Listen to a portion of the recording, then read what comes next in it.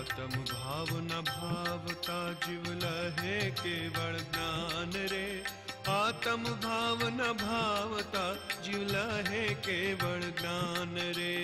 आत्म भाव न भावता जीव लहे केवल ज्ञान रे। आत्म भाव न भावता जीव लहे केवल ज्ञान रे।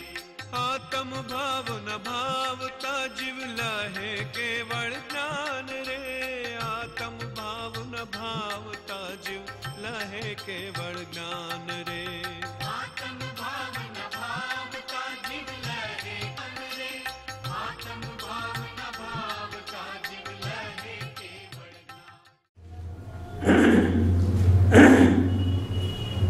स्वाध्याय श्री मोक्ष मार्ग प्रकाशक सत्यशास्त्र एवं पहला अधिकार पाना नंबर 70 वन से ऊपर चलिए से वरी वक्ताना विशेष लक्षण आ प्रमाणे छे के जो व्याकरण न्याय आदि वा मोटा मोटा जैन शास्त्रों तेने विशेष ज्ञान होय तो विशेषपणे वक्ता पुरुष होवे। वળી એ ઉપરાંત અધ્યાત્મ રસ દ્વારા પોતાના સ્વરૂપનું યથાર્થ અનુભવન જેને ન થયું હોય તે પુરુષ જૈન ધર્મના મર્મને ન જાણતા માત્ર પદ્ધતિ દ્વારા જ વક્તા થાય છે તો તેનાથી અધ્યાત્મ રસમય સાચા જૈન ધર્મનું સ્વરૂપ કેવી રીતે પ્રગટ થાય? માટે આત્મજ્ઞાની હોય तो साचा वक्ता पण होय। कारण श्री प्रवचनशाला में पण कह્યું છે કે આગમ જ્ઞાન, તત્વાર્થ સિદ્ધાંત અને સંયમ ભાવ એ ત્રણે આત્મજ્ઞાન શૂન્ય કાર્યકારી નથી। આ છેલ્લું ચેપ્ટર ચાલે છે વક્તાઓ માટેનું, પછી શ્રોતાઓનું આવશે, આપણું બધાનું સાથે આવશે કે जो व्याकरण न्याय छंद अलंकार અને વિશેષપણે ચારે અનુયોગોના શાસ્ત્રોનું જેને વિશેષ જ્ઞાન હોય એમાં ટૂંકમાં સિદ્ધાંત જ્ઞાન અને અધ્યાત્મની યથાર્થતા હોય તો એની અંદરમાં કહે છે વિશેષપણે વક્તાપણું શોભે।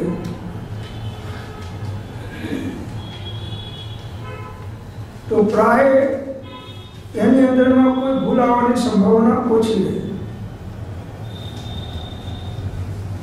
વળી એ ઉપરાંત અધ્યાત્મ રસ દ્વારા પોતાના સ્વરૂપનું યથાર્થ અનુભવન જેને ન થયું હોય તે પુરુષ જૈન ધર્મના મર્મને ન જાણતા માત્ર પદ્ધતિ દ્વારા જ વક્તા થાય છે।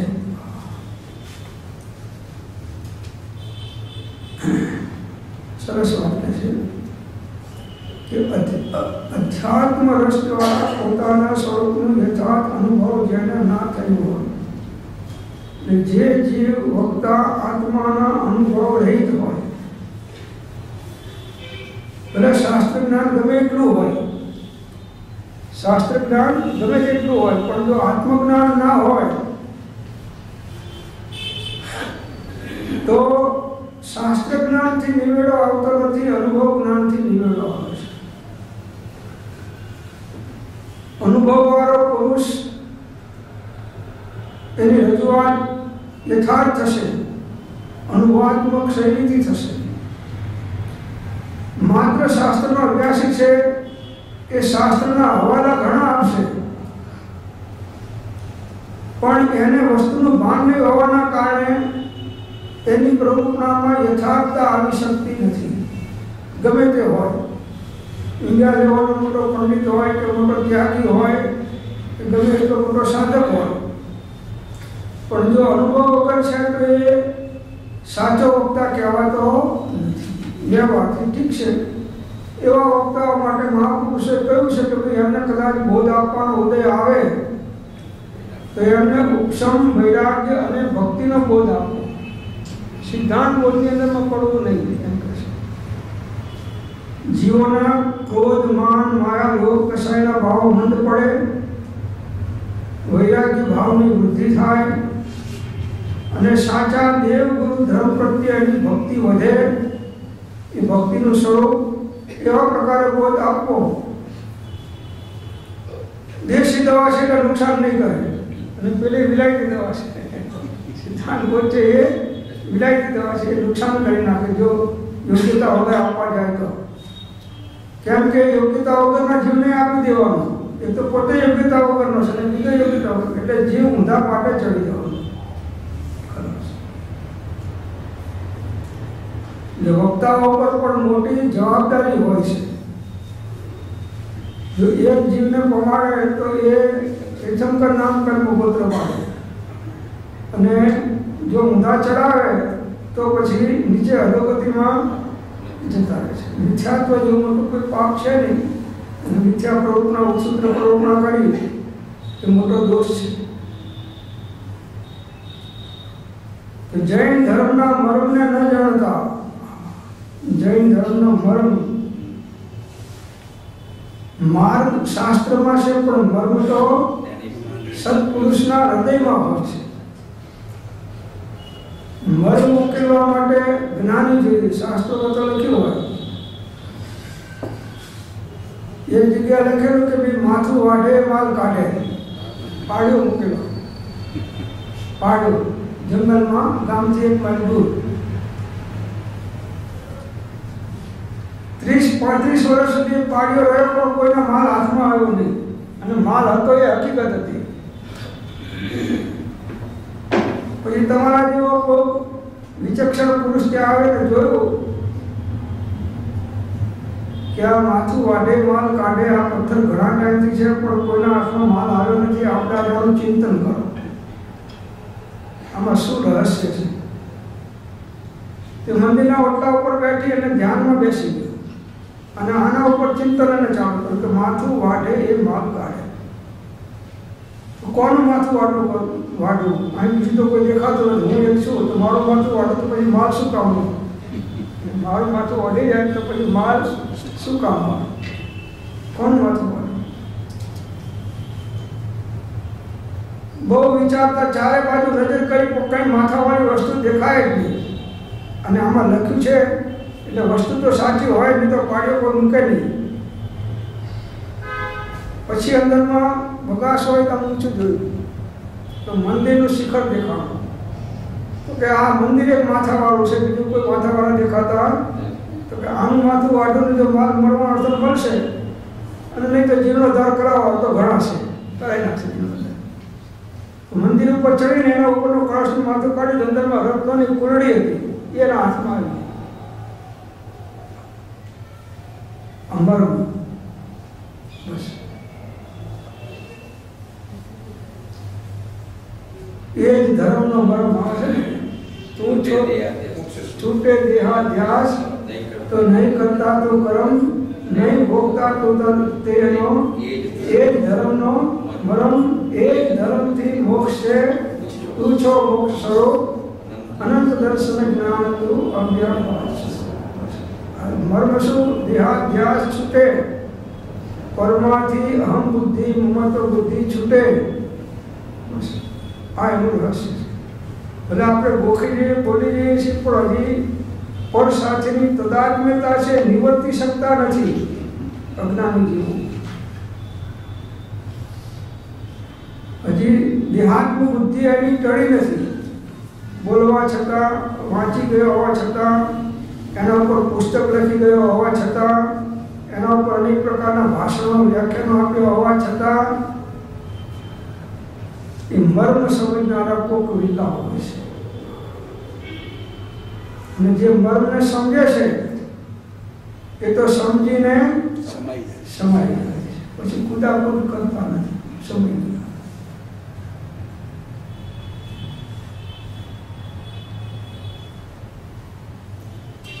તો તે પુરુષ જૈન ધર્મના મર્મને ન જાણતા માત્ર પદ્ધતિ દ્વારા જ વક્તા થાય છે. બસ આ થોડા શાસ્ત્રો ગોખી લીધા અને કંઈક થોડો પુણ્યનો ઉદય આવ્યો અને અને કોઈએ કંઈક આમંત્રણ આપ્યું અને ગયા અને આખી સભાને રીઝવી દીધી, એનો હેતુ તો સભા રીઝવવાનો જ છે, સાચો બોધ આપવાનો હેતુ નથી. સભાને કેમ રીઝવે? બસ. તો એવા જીવો વક્તા થાય તો ના પોતાનું કલ્યાણ સાધી શકે કે ના બીજા જીવો એના બોધ દ્વારા કલ્યાણ સાધી શકે.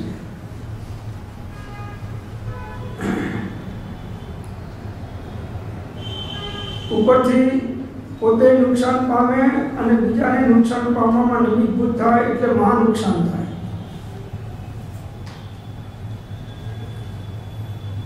બધી ગાદી ઓછી જોખમવાળી છે, આ ગુરુની ને વક્તાની ગાદી વધારે જોખમવાળી છે, ઘણી જોખમવાળી છે.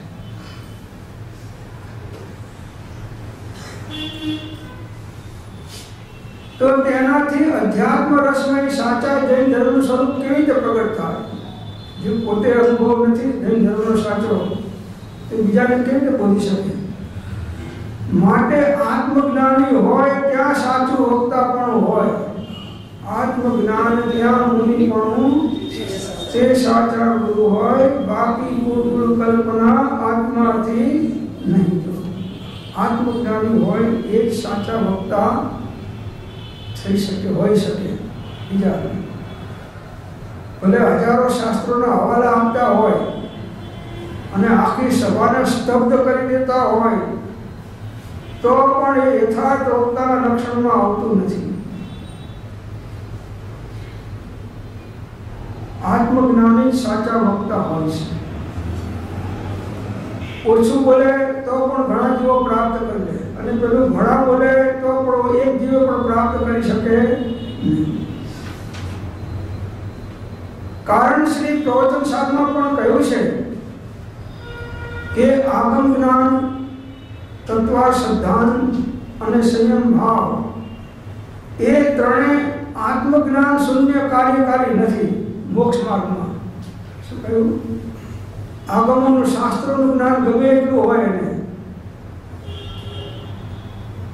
તત્વની શ્રદ્ધા શાસ્ત્ર અનુસાર એને ગમે એટલી કરી હોય,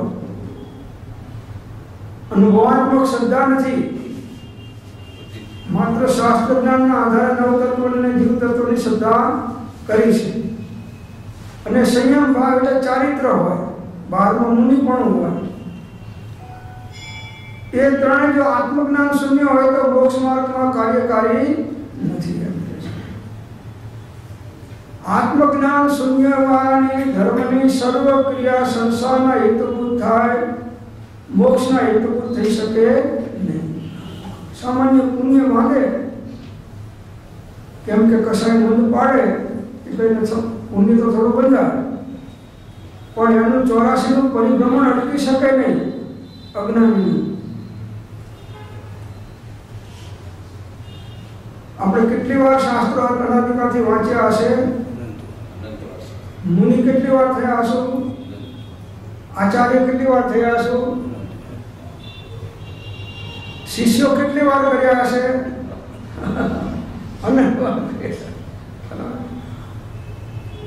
તદપી કछु હાથ હજુ ન પડ્યો, અબ ક્યો ન વિચારત હૈ મન સે કछु और रहा, उन साधन से बिना सदगुरु कोई ना वेद लहे मुख आगल है कह.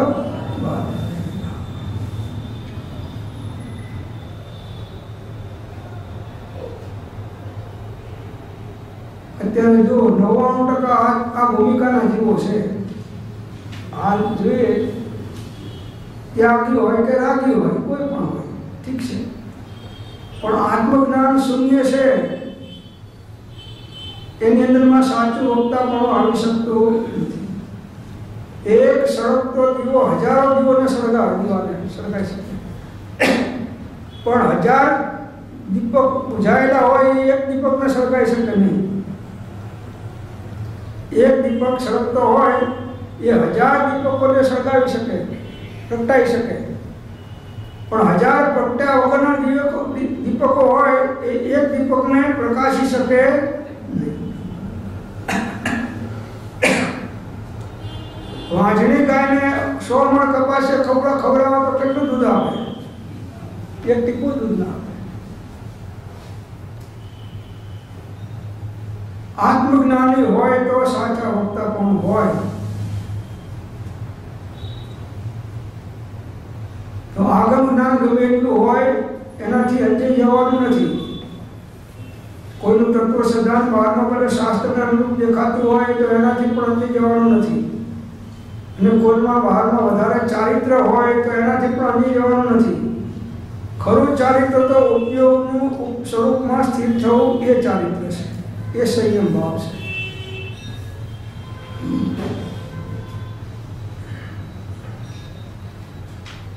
વળી દોહા આવનમાં પણ કહ્યું છે કે પંડ્ય પંડ્ય પંડ્ય કણ છોડી વિદુષ્કંડ્ય પય અર્થમ તુઠોસી પરમર્થ ન જાણાય મુદ્દોસી.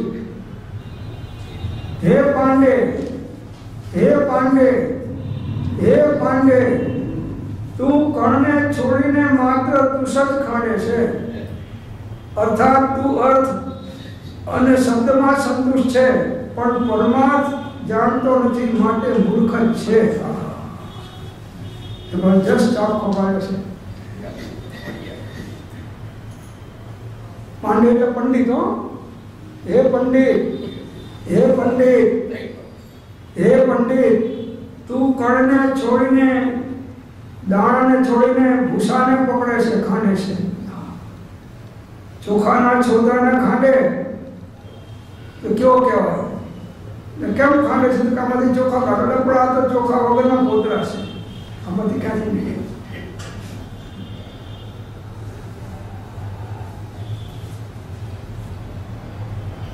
મગફળીના પોતરા પીળવાથી તેલ નીકળે?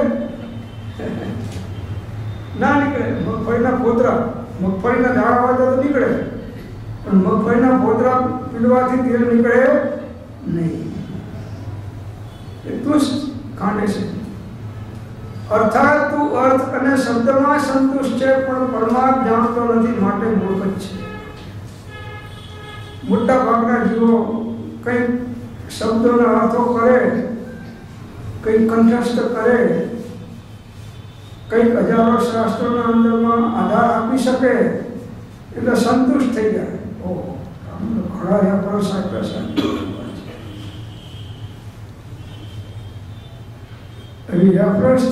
રેફરન્સ આપનારો સંતુષ્ટ નથી. એ કહે છે કે આત્મા કેવો હશે? આત્માનું આટલું બધું વર્ણન તો કરું છું અને લોકો આમ રાજી રાજી થઈ ગયા છે. કાંઈ વાત તો એમને આત્માની સાંભળી નથી, એટલો બધો હું આત્માનો બોધ આપું છું, છતાં અંદરનું શંકાનું સમાધાન થતું નથી કે આત્મા કેવો હશે. પુસ્તક લખી નાખે આત્મા ઉપર, ઘણા પુસ્તકો લખે છે. આત્મા તો 52 અક્ષરથી બહાર છે. આત્મા 52 અક્ષરથી બહાર છે. એ અક્ષરનો આવ્યો નથી. અક્ષરાતીત છે, શબ્દાતીત છે, વચનાતીત છે, દેહાતીત છે, સર્વાતીત છે, બધાથી જુદો છે. સર્વ અવસ્થાને વિશે ન્યારો સદા જણાય, પ્રગટ રૂપ ચૈતન્યમય એ એના.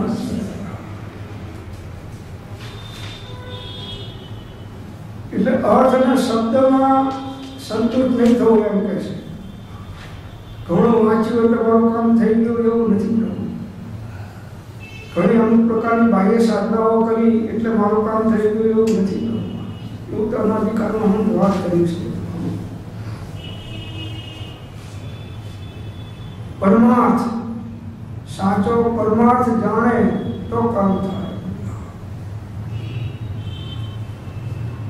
પરમાર્થ જાણતો નથી એની બધી સાધના મૂર્ખતામય, અજ્ઞાનમય છે. પરમાર્થને જાણ્યા વગર જેટલી ધર્મની ક્રિયાઓ જીવ કરે છે, પુસ્તકો લખે છે, બીજાને બોધ આપે છે, એ બધા કેવા છે? મૂર્ખ છે.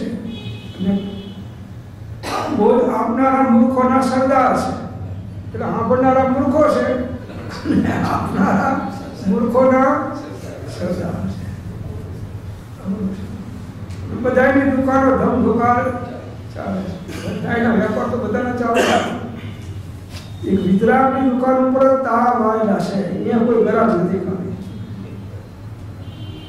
કેમ કે કંઈ રસાત્મક વિશે અને તમે કરો છો બરાબર કરો છો એ વાતમાં કંઈ કહે તો ગમે, પણ આપણે કરીએ છીએ એના કરતાં ઊંધી વાત કરે આત્માની તો પછી આપણને ગમે એમ. અનાદિકાળથી આપણે પણ કર્યું છે કે આપણા હાથમાં સાચો ધર્મ હજી સુધી આવ્યો નથી. ધર્મ એ કોઈ જાતિવાદનો વિષય નથી, કોઈ વેશનો વિષય નથી, કોઈ ક્રિયાનો વિષય નથી. ધર્મ તો આત્માનો સ્વભાવ છે. ધર્મ તો આત્માનો સ્વભાવ છે.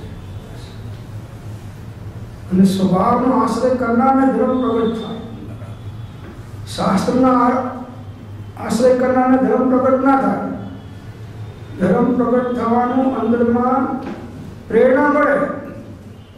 માર્ગ શાસ્ત્રમાં કહ્યો છે, પણ મર્મ તો સત્પુરુષના હૃદયમાં હોય છે. પ્રેરણા મળે, પણ અનુભવી ગુરુને સેવીએ બુદ્ધજનોનો નિર્ધાર આવે છે ને.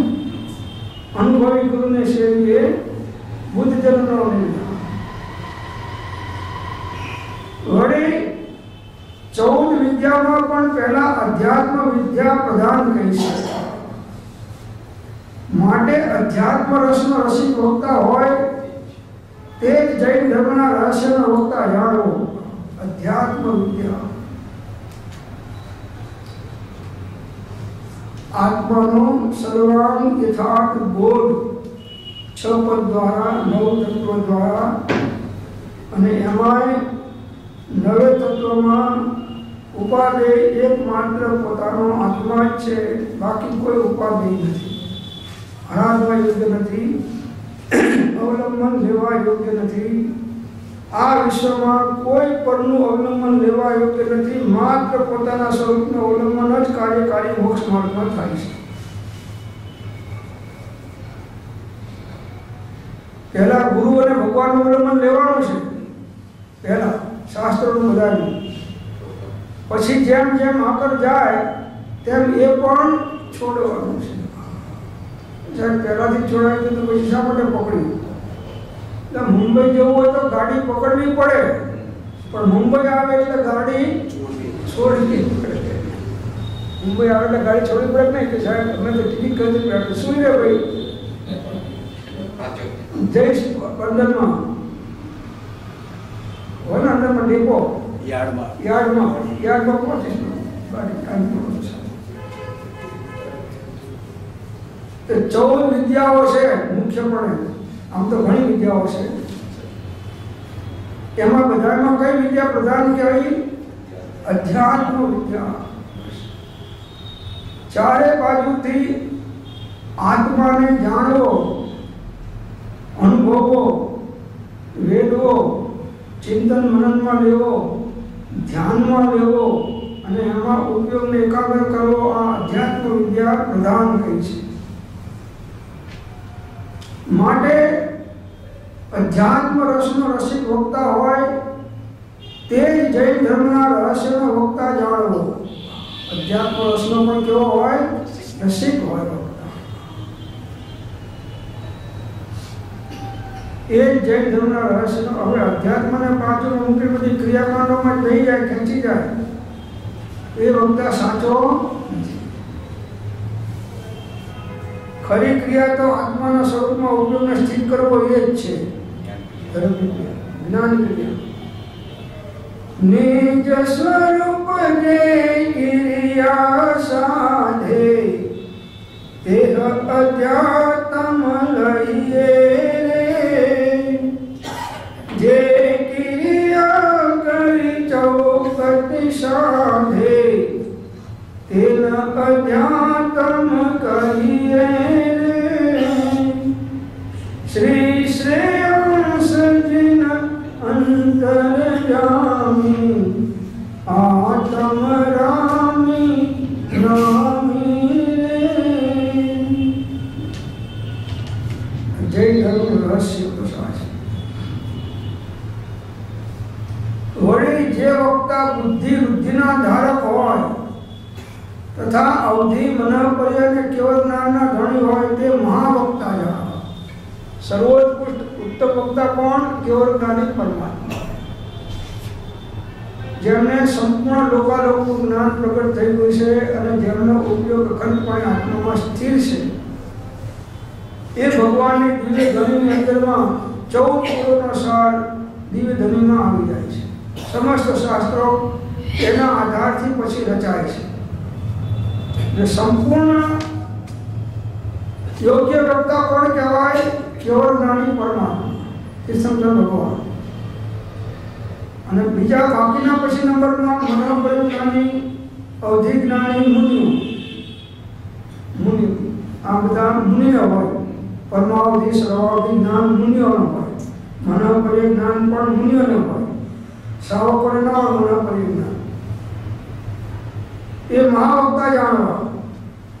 સેકન્ડ નંબરના એવા વક્તાઓના વિશેષ ગુણ જાણવા.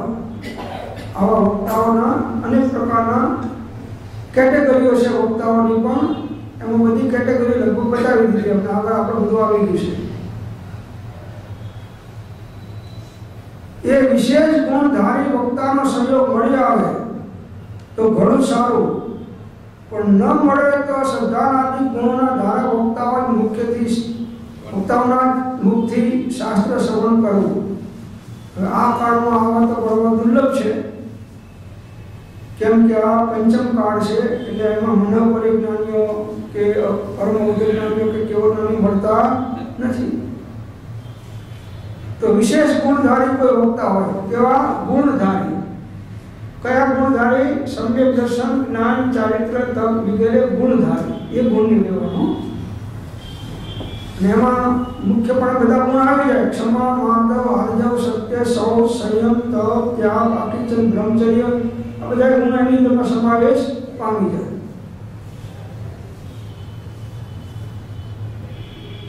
પણ ન મળે તો શ્રદ્ધાનાદિ ગુણોના ધારક વક્તાઓના મુખથી શ્રદ્ધા શાસ્ત્ર શ્રવણ કરવું. શ્રદ્ધાનાદિ ગુણોના ધારક, જેને માત્ર અનુભવાત્મક રીતે તત્વનું શ્રદ્ધાન યથાર્થ થયું છે, પણ બહારના કોઈ ચારિત્ર યજ્ઞ કે સર્વવૃત્તિ કોણ નથી. એ પણ આત્મજ્ઞાન છે. મિનિમમ ક્વોલિફિકેશન આત્મજ્ઞાન તો જોઈએ છે. એમના મુખેથી શ્રવણ કરવું શાસ્ત્રનું. એમ કહે છે તે પ્રાપ્ત કરવા વચન કોનું સત્ય કેવળ માનવું. નિર્દોષ નરનું કથન માનો દેહને અનુભવ્યું. આ અંશ નિર્દોષ છે. આત્મજ્ઞાની પુરુષ સમ્યક દ્રષ્ટિ અંશે નિર્દોષ છે. સાવ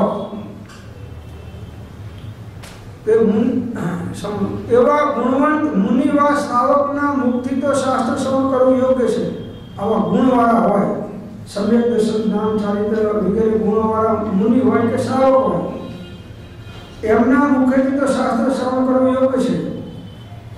પણ પ્રગતિ બુદ્ધિ વડે એવા શાસ્ત્ર સાંભળવાના લોભથી શ્રદ્ધાન આદિ ગુણ રહિત પાપી પુરુષોના મુખથી શાસ્ત્ર સાંભળવું ઉચિત નથી. પ્રગતિ એટલે પરંપરાએ આવતા હોય એવા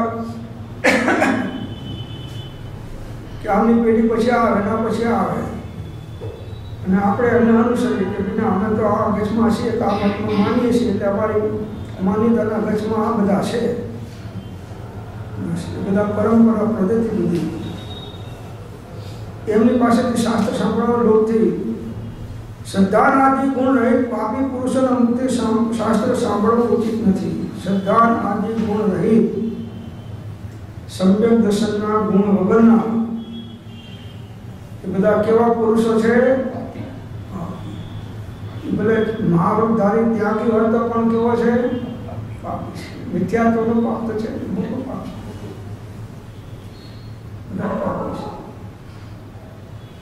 અને અત્યારે મોટો ભાગ આવા ગુરુઓને પકડીને બેઠો છે, આવા ગુરુની પાછળ દોડે છે, અને સાચા ગુરુ છે એની શોધ કરતો નથી. કદાચ ખબર છે તો એનો આશ્રય કરતો નથી, અને કલ્યાણ ઈચ્છે છે. એ ત્રણેય કામો શક્ય નથી.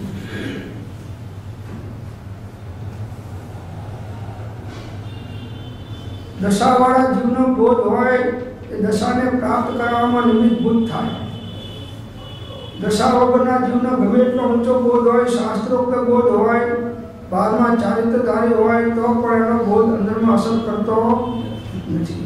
કેમ કે એની પાત્રતા યોગ્યતા એ પ્રકારે નથી.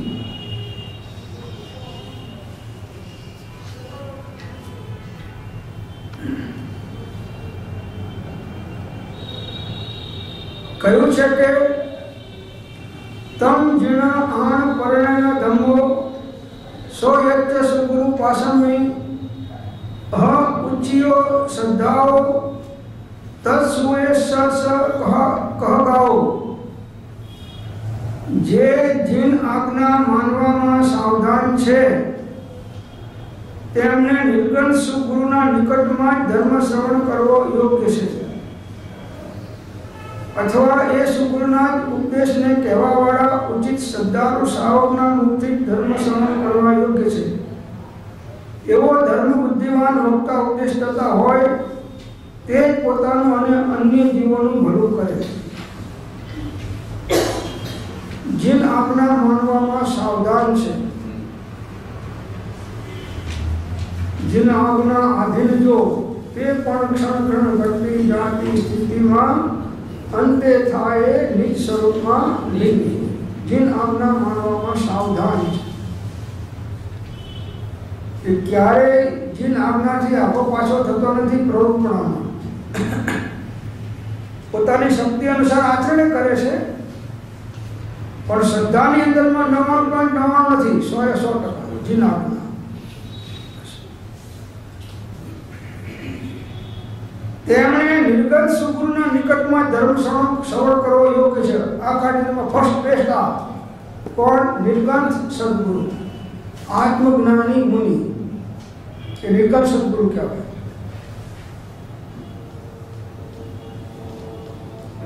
એમના નિકટમાં ધર્મ શ્રવણ કરવો યોગ્ય છે. કેમ કે ઉપદેશાત્મક અને આજ્ઞાત્મક બોધ આપવાના અધિકારી રત્નત્રયધારી મુનિઓ છે. ઉપદેશાત્મક અને આદેશાત્મક બોધ આપવાના અધિકારી કોણ છે? નિર્ગંધ ગુરુઓ છે. કાયાની વિશાળી માયા સ્વરૂપે સમાયા એવા નિર્ગંથનો પંથ ભાવ અંતનો ઉપાય છે. નિર્ગંધ ગુરુ ફર્સ્ટ બેસ્ટ. એ મળે તો બીજા આડે દોડવા જેવું નથી. કદાચિત કોઈ કાળમાં કોઈ સ્થળમાં ના હોય આપણી આજુબાજુમાં તો પછી સેકન્ડ બેસ્ટ કહેશે, અથવા એ સુગુરુના ઉપદેશને કહેવાવાળા ઉચિત શ્રદ્ધાળુ શ્રાવકના મુખથી ધર્મ શ્રવણ કરવા યોગ્ય છે.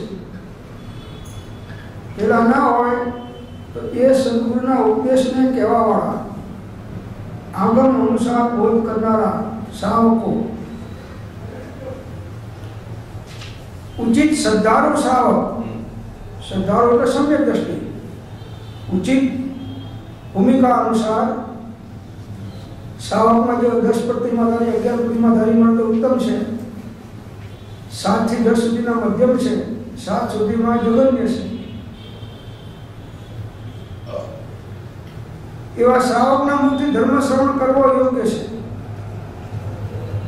એવો ધર્મ બુદ્ધિવાન વક્તા ઉપદેશતા હોય તે જ પોતાનું અને અન્ય જીવોનું ભલું કરે છે. આવો ધર્મ બુદ્ધિવાન વક્તા હોય. રત્નત્રય ધર્મની પ્રાપ્ત કરવાનું અંદરમાં વારંવાર જેનો ઉત્સાહ જાગતો હોય એવો ધર્મ બુદ્ધિવાન પુરુષ વક્તા ઉપદેશદાતા હોય તે પોતાનું પણ ભલું કરે અને અન્ય જીવોનું પણ ભલું કરે. હકીકતમાં તો વક્તા પોતે પોતાને સંબોધે છે.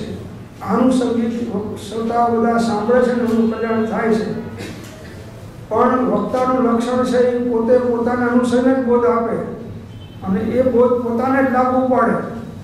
જે બોધ આપણે શ્રોતાઓને આપીએ છીએ એ બોધ એ પોતાને લાગુ પડે કે મારા માટે પણ આ જ છે મારું.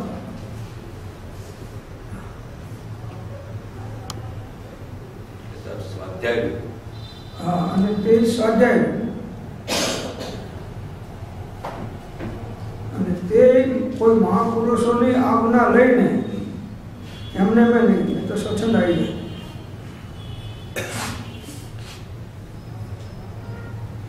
અત્યારે બધું માળખું ઘણું તૂટી ગયું છે, એટલે જ્યાં ત્યાં વક્તાઓના રાફડા ફાટ્યા છે. હવે એમાંથી જે તળાવમાં 100 મગર હોય એ તળાવમાં માછલાને બચવું બહુ અઘરું. જે તળાવમાં 100 મગર હોય, હવે એમાં જે માછલા જીવતા હોય એ માછલાને કેટલું સાચવવું પડે, એના કરતાં પણ વધારે આ શ્રોતાઓને વક્તાઓથી સાચવવું પડેલું છે. મત મત ભેદે જો જઈ પૂછીએ સૌ થાપે અમે બરાબર સમજતા છે, સાચા છે. પણ જે કસાય બુદ્ધિ વડે ઉપદેશ આપે છે તે પોતાનું અને અન્ય જીવોનું પૂરું કરે છે. કસાય વડે ઉપદેશ આપે, એને માન પૂજાની ઈચ્છા હોય કે આને તમારું માન પૂજા વધે છે, તે કસાય લોભ કંઈક સામગ્રીઓ મળતી હોય છતાં હોતા નથી.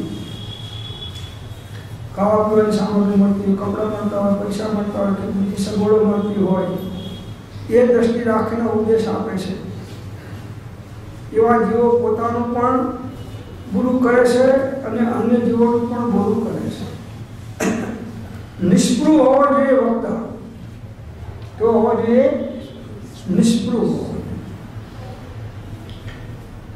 કોઈ પણ પ્રકારની ઈચ્છાની માગણીની મૂલ્ય છે એ કોઈ સાહેબ પાસેથી કોઈ ચીજ લેતા જ નથી. એમને આહાર માટે નીકળે છે તો પોતાની પ્રતિજ્ઞા ધારીને નીકળે છે, પ્રતિજ્ઞા પ્રમાણે મળે તો લેશે. આમના ત્યાં હાર કરો કે આ શેઠ છે કે અમારા ઘણા નજીકના ફોલોઅર્સ છે, અમારું બહુ ધ્યાન રાખે છે, બધા પૈસા અમારી પાસે બહુ ખર્ચે છે, માટે આમના ત્યાં હાર કરો એવું દુનિયાનો હતો નથી. સહજપણે જે થાય છે. એક વરસાદનું વાદળું છે, એ ઉપરથી નીકળ્યું છે. હવે એ ક્યાં વરસવાનું કે જે પુણ્યશાળીનું ખેતર હશે ત્યાં. વાદળને એમ નથી કાંઈ વરસું કે બાજુના ખેતરમાં ના વરસું, એવું એને કંઈ નથી. પણ જ્યાંનો પુણ્ય ઉદય હોય છે ત્યાં આગળ વાંચું વરસી જતું રહે છે. એમ જ્ઞાની પુરુષનો બોધ ક્યાં હોય છે કે જ્યાં પુણ્યશાળી જીવોને એ પ્રકારનો ઉદય હોય છે ત્યાં એમને આવું નિમિત્ત મળે છે. એમને કંઈ છે નહીં કે આ મારી ભક્તિનો કરે છે માટે ભક્તિનો કરતા છે માટે મારો છે, એમ બધું જોતા નથી. પાત્રતા જોવે છે અને પાત્ર પ્રમાણે બોધ આપે છે. પાત્ર જીવની અંદરમાં બોધ આપ્યો હોય તો એનું પરિણમન થાય. અપાત્ર શ્રોતાઓને દ્રવ્યનો બોધવાથી નાસ્તિકતાનો વખત આવી જાય છે. એમ કહે છે અપાત્ર શ્રોતાઓને દ્રવ્યનો બોધ કરવામાં આવે તો નાસ્તિકતાનો વખત આવી જાય છે, અથવા શુષ્ક જ્ઞાની પણ આવી જાય છે. શુષ્ક જ્ઞાની એકદમ ઊંચી વાત તત્વની અધ્યાત્મની કરી દે તો એ નુકસાનકારક થાય. નાનું બાળક હોય 1-2 વર્ષનું અને એને તમે દૂધપાક કે બાસુંદી પીવડાવી દો, શું થાય? જે બકરીનું દૂધ હજી હજમ નથી કરી શકતો એ બાળક જો એને તમે બાસુંદી માને બહુ લાભ હોય કે આખા ગામના બધા મહેમાનો જમી જાય, મારો છોકરાને નહીં અને અમારા ખર્ચે તો બનાવે છે, અમારે કેમ પેલું બાળકાનું ખાવાનું છે, એમ કહીને માં રાગમાં બાળકને ખવડાવી દે તો પછી માં આખો દિવસ એને સાફ સૂફ કર્યા કરે. અવિવેક છે. તો વિવેક વગરનો ધર્મ એ પણ સંસાર પરિભ્રમણનું કારણ થાય છે. વિવેક વગરનો ધર્મ એ પણ સંસાર પરિભ્રમણનું કારણ થાય છે. વિવેક વગર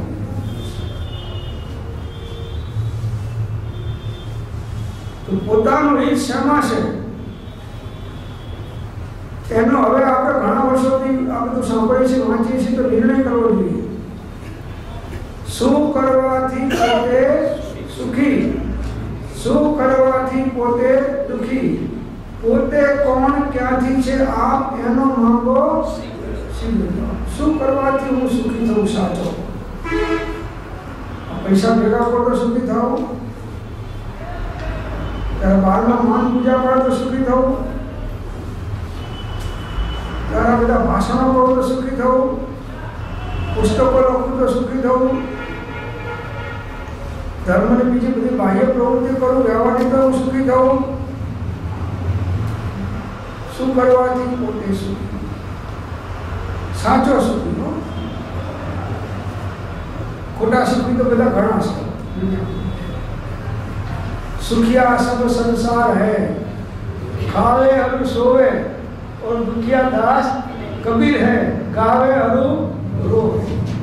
कबीर दास सुखिया सब संसार, आखो संसार सुखी खाई पीने मजा करे છે. કાલે બધું જોયું છે, ધમાલો બધી થઈ હશે, બધું પાર્ટી બરોબર બધા વરઘોડાઓ નીકળ્યા છે ને, બધા જુલુસ બધા, અને હાર્યા હશે ઘરની બહાર નહીં નીકળ્યા હોય. ત્યારે તો ખૂબ ભયા, પણ હાર્યા પછી એ હવે હોદ્યા જડશે ને, હવે બીજા 5 વર્ષની ચૂંટણી આવશે ત્યારે તમારા સામે આવશે બધા. હવે ગયા એ તો સુખી થઈ ગયા રીતના. કેમ કે 5-50 લાખનો ખર્ચો કર્યો, 2-5 કરોડ બનાવી લેવાના, એ તો સુખી થઈ જવાના. પણ દુર્જનતા કરીને ભાવવું એ હારવું એમ માનવું. શું કીધું? દુર્જનતા કરીને ભાવવું એ જ હારવું એમ માનવું. ભલે કદાચ ઊંડા ઉદયના કારણે તમે કોઈ કાર્ય સિદ્ધાંત વિરુદ્ધ કરી નાખીને બની ગયું, થઈ ગયું, તો એથી ભૂલાવા જેવું નથી. અકાર્ય કરતા અટકવું જોઈએ એ સાચો સાધક છે. અકાર્ય કરતા અટકે એ જ સાચો સાધક છે. એને ખટકવાનું. હાથમાં કણી પડી હોય અને કેમ ખટક ખટક ખટક ખટક થાય, એમ મુમુક્ષુ હોય એને પોતાના દોષો એવી રીતે ખટક ખટક ખટક થાય, જ્યાં સુધી કાઢે નહીં ત્યાં સુધી એ નીચે મને બેસે નહીં, ગમે એમ કહીને કાઢે. દોષ રાખીને કોઈ જીવોનું કલ્યાણ થયું નથી, દોષ કાઢીને જ બધા જીવોનું કલ્યાણ થયું છે. કોઈ પણ પ્રકારના દોષ હોય, નાના હોય કે મોટા હોય, દોષ એ દોષ જ છે. અત્યાર સુધી આપણે દોષોને પોષ્યા છે, છાવર્યા છે, એના કારણે દોષોએ આપણું પતન કર્યું છે. દોષો દ્વારા આપણું પતન થાય છે. કોઈ પણ દોષને દુશ્મનને છાવરશો તો દુશ્મન પુષ્ટ થશે, તમારો નાશ કરશે. પહેલા માણસ માના પેટમાંથી જન્મ ત્યારે બીડી પીતો પીતો જન્મ નથી. કોકના સંગમાં પેલા ધુમાડા ખાધા પછી બીડી ધીમે ધીમે પીતા શીખે. તો પહેલા એ વ્યસનને પાડે છે અને પછી વ્યસન એને પાડે છે. પહેલા એ વ્યસનને પાડે છે અને પછી વ્યસન એને પાડે.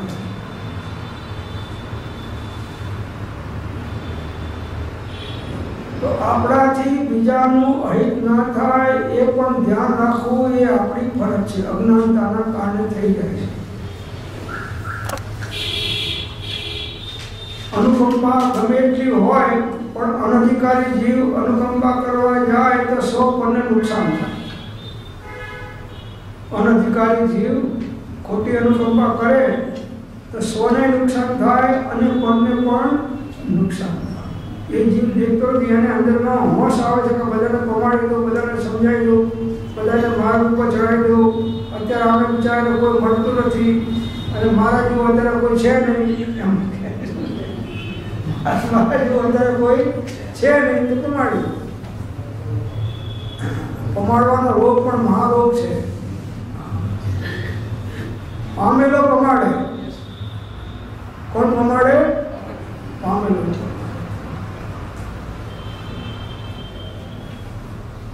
બહુ દુષ્કર્મ પુષ્કળ છે. અનાદિકાળની ઊંધી લાઈન છોડી અને સાચી સીધી લાઈનમાં આવી જવું અને મિથ્યા દેવ ગુરુ ધર્મ અને તત્વોના સિદ્ધાંત છોડવા. કેટલાય અજ્ઞાનીને ગુરુ માનીને બેઠો હોય, ગુરુ માનીને સેવ્યા હોય, એટલે હવે જ્યારે સાચું એને જાણવા મળે ત્યારે એ અજ્ઞાનમય ગુરુઓને છોડી શકતો નથી, અજ્ઞાનમય ધર્મને છોડી શકતો નથી, અજ્ઞાનમય ક્રિયાઓને પણ છોડી શકતો નથી. હતો ભ્રષ્ટ નામ જવાય કે નામ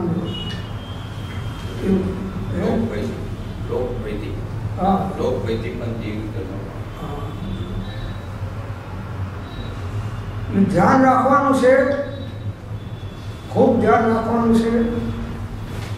કોઈનો સંગ ના થાય તો ખાલી પરમાત્માની પ્રતિમાનો સંગ કરો. વિતરાગ વિતરાગ એ પણ સંયમ દર્શનનું એક કારણ છે. કોઈ પણ બોધ ના હોય તો પણ એક વિતરાગ પ્રતિમા જેના પર કોઈ શણગાર નથી, પદ્માસન કે કરદાસનમાં સ્થિત છે, એ ધ્યાનસ્થ મુદ્રાને તમે ધ્યાનથી જુઓ, એમની દશાનું થોડું ચિંતન કરો, એમના ઉપયોગ ઉપર અત્યારે ઉપયોગ મૂકો અને જુઓ કે ભગવાન અત્યારે કઈ સ્થિતિમાં, કઈ દશામાં છે, શું કરી રહ્યા છે. ભગવાન છે 45 આગમનો સાર છે.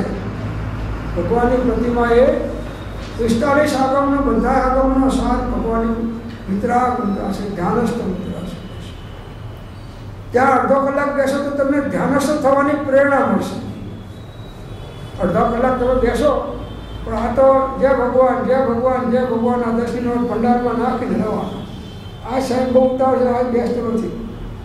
એટલે ભાઈ કોઈ વખત તો બેઠો નથી, કોઈ વખત તો બેસ.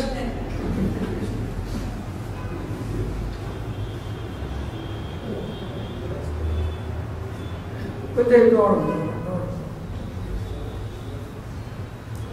મંદિરમાં જાઓ, શાંતિથી બેસો, કંઈ બોલો નહીં તો વાંધો નહીં, ખાલી ઓમ નમઃ સિદ્ધે જય કરો. બસ જે જાણતો અરિહંતને દ્રવ્યત્વ ગુણ પર્યયપણે તે જાણતો નિજ આત્મને કશું મોહ પામે.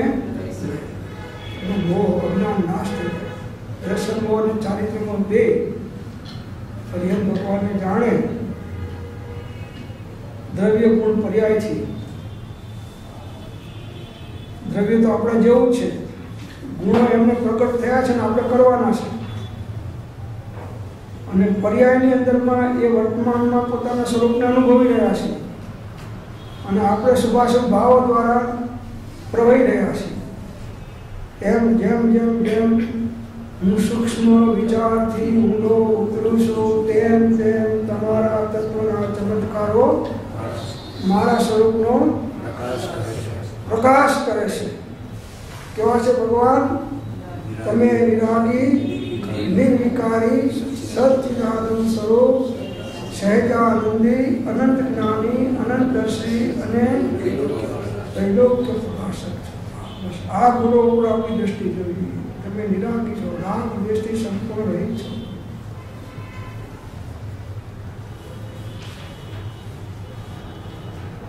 તું તો ક્રોધ કસાયને હર્યો અને એ ક્રોધ કસાય મને નડ્યો, શું શાંતિ જીવન સૌભાગ્યમાં આવે છે ને. તું તો ઉપસમ રસનો દરિયો છે, ઉપસમ રસનો. ભગવાનની ઉપસમ દરિયામાં એક ડૂબકી તો મારો, એની દશા તો વિચારો થોડી. અંદરમાંથી ઓટોમેટિક એ દશા અંશે અંશે પ્રગટ થશે. આ કાળમાં ઉત્કૃષ્ટ નિમિત્ત તરીકે વિતરાગ મુદ્રા ભગવાન છે. વિતરાગ મુદ્રા સૂચક ભગવાન. અને ત્યાં બેસીને ચિંતન કરો. પુસ્તકોમાં વાંચીએ તો એ બધું વાંચવાનું આવી ગયું. એમાં ભગવાનને જોઈને બધું વાંચવાનું શાંતિ.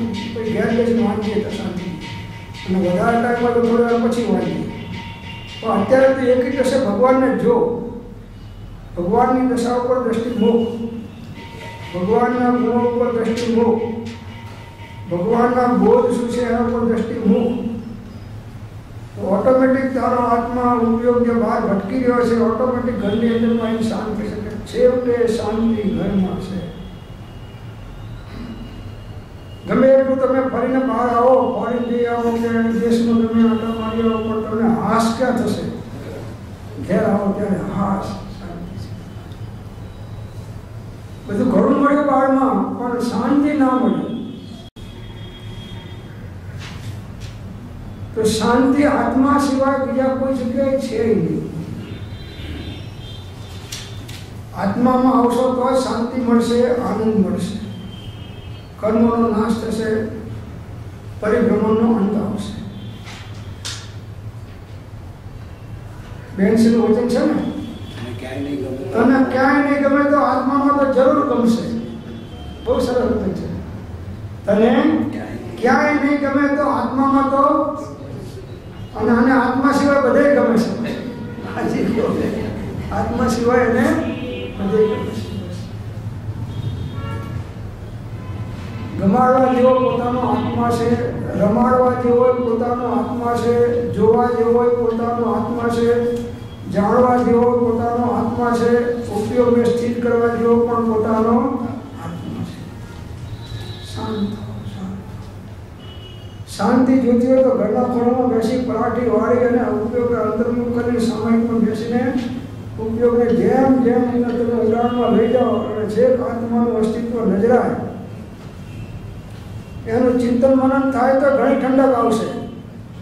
તળાવના કિનારે અડધો કિલોમીટર છેટે હશે તો ઠંડો પવન આવશે. તળાવનો કિનારો છે એ અડધો કિલોમીટર તળાવ છેટું છે તો પણ ત્યાંથી પવન આવનારો પણ ઠંડો પવન આવશે. એમ આત્માને સ્પર્શીને જે બોધ થાય છે એ બોધની અંદરમાં પણ ઘણી શાંતિ અનુભવે છે. અને આત્માના અનુભવ તો સાક્ષાત શાંતિ છે, એની તો કોઈ વાત જ નથી આવતી. એટલે આમાં સદા પ્રીતિવંત મનયામાં સદા સંતોષને આનાથી બનતો તૃપ્ત તુજને સુખ ઉત્તમ થશે. તું સ્થાપો નિજને મોક્ષ પંથે ધ્યાન અનુભવ દેહને તેમાં જ નિત્ય વિહાર કર નહીં વિહર પર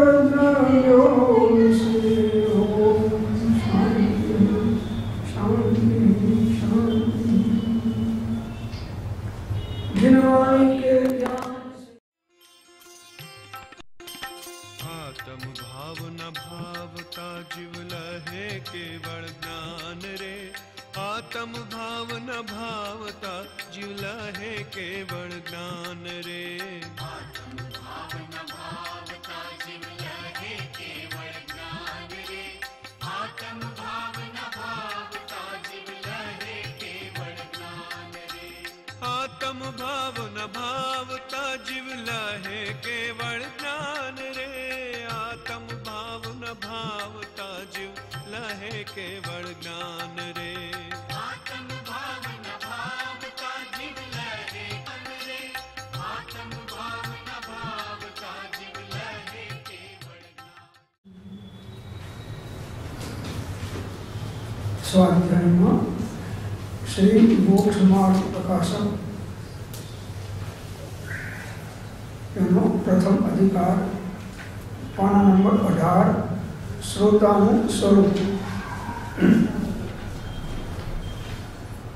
આમાં તમે કઈ કક્ષામાં આવો છો જરા જોઈ લેજો. શ્રોતાઓ કેવા હોય એમાં મારે કહેવું પડે નહીં એટલા માટે જ આ આવી ગયું છે કે આપણે ઘણા વર્ષથી સાંભળીએ છીએ પણ કોઈને ઓછો લાભ, કોઈને વધારે લાભ, કોઈને ગેરલાભ એમ કેમ થાય છે? એનું કારણ શું છે? વસ્તુ તો એક જ વચ્ચે તો એક સત્સંગમાં એક જ વાત નીકળે છે, બધા એ સરખી જ સાંભળે છે, છતાં કોઈને લાભ નથી થતો, કોઈને થોડો લાભ થાય છે, કોઈને વધારે લાભ થાય છે. એમ કેમ? એનું કારણ કે આપણી પણ શ્રોતાની પણ યોગ્યતા હોવી જરૂરી છે. આપણો દોષ બીજાના માથે નાખી દઈએ તો ચાલે એવું નથી.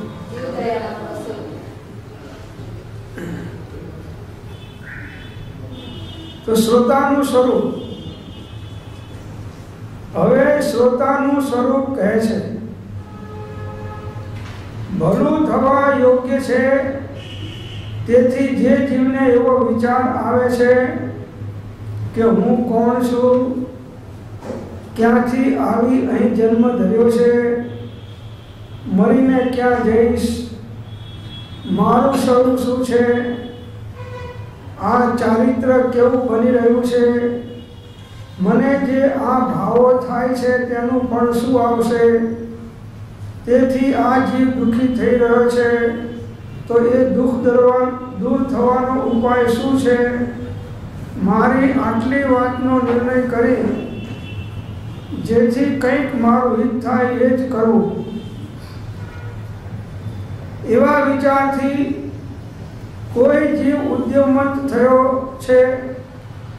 વળી એ કાર્યની સિદ્ધિ શાસ્ત્ર સાંભળવાથી થતી જાણી અતિ પ્રીતિપૂર્વક શાસ્ત્ર સાંભળે છે, કાંઈ પૂછવું હોય તો પૂછે છે, વળી ગુરુએ કહેલા અર્થને પોતાના અંતરંગમાં વારંવાર વિચારે છે અને પોતાના વિચારથી સત્ય અને અર્થનો નિશ્ચય કરી કર્તવ્ય હોય તેમાં ઉદ્યમી થાય છે. એ પ્રમાણે નવીન શ્રોતાનું સ્વરૂપ જાણવું.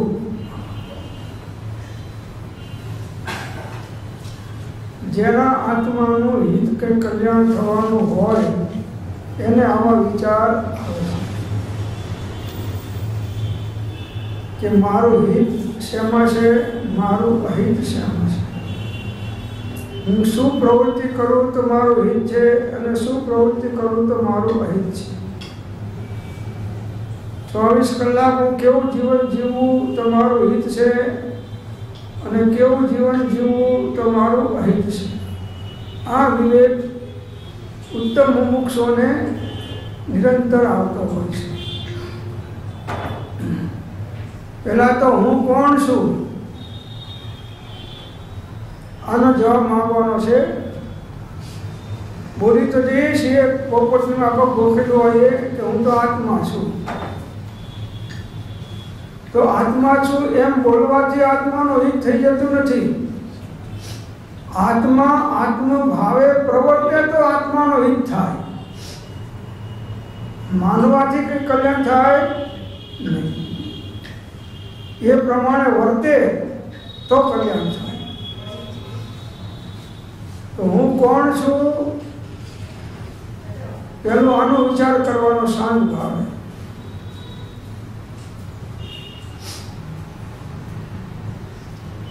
કૃપાળુજી જેમ લખ્યું છે કે હું કોણ છું, ક્યાંથી થયો, શું સ્વરૂપ છે મારું ખરું, કોના સંબંધે વર્ણના છે રાખું તે પરહરું, એના વિચાર વિવેકપૂર્વક શાંત ભાવે જો કર્યા તો સર્વ આત્મિક જ્ઞાનના સિદ્ધાંત તત્વ અનુભવાય. બધાય શાસ્ત્રોનો સાર આટલાની અંદરમાં આવી જાય છે. ઉદાહરણથી ચિંતન કરવાનું છે, નિર્ણય કરવાનો છે અને આ ક્રમનો આશ્રયબંધ કોના કારણે થાય છે અને હવે કેવી રીતે અટકે. 12મા નિમિત્તો સારા અને નરસા ઘણા હોય છે દરેકને. જેવા જેવા જેના ઉદય હોય છે એવા એવા એને નિમિત્તો મળે છે. એ વખતે મને આશ્રયબંધ થવાનું કારણ શું છે અને સંબંધ નિજરા અને મોક્ષનું કારણ શું છે. જેની જેની સાથે મેળાપ થાય છે કે જેવા જેવા ઉદયો મળે થાય છે કે નિમિત્તો આવે છે એ વખતે જીવ રાગ દ્વેષ અજ્ઞાનમય ભાવે પરણી જાય છે. અને જેવા જેવા રાગ દ્વેષની તીવ્રતા એ પ્રમાણે કર્મ બંધાય છે. રાગ દ્વેષમાં શુભાશુભ ભાવ બધા વિભાવો આવી જાય છે. તો ક્યાંથી આવીને અહીં જન્મ ધર્યો છે? પહેલો તો હું અજન્મા છું. હું કેવો છું? હું તો અજન્મા છું. છતાંય આ દેહ ધારણ કરવો પડ્યો કોના કારણે? કર્મોના કારણે. બરોબર. તો પહેલા હું ક્યાં હતો વિચારો. તો એ ખ્યાલ આવ્યો નથી અત્યારે તો તમને, પણ હતો એ નક્કી વાત છે. વર્તમાન અસ્તિત્વ એ અનાદિકાળનું અસ્તિત્વ બતાવે છે અને અનંતકાળ સુધી અસ્તિત્વ રહેવાનું છે એ બતાવે છે.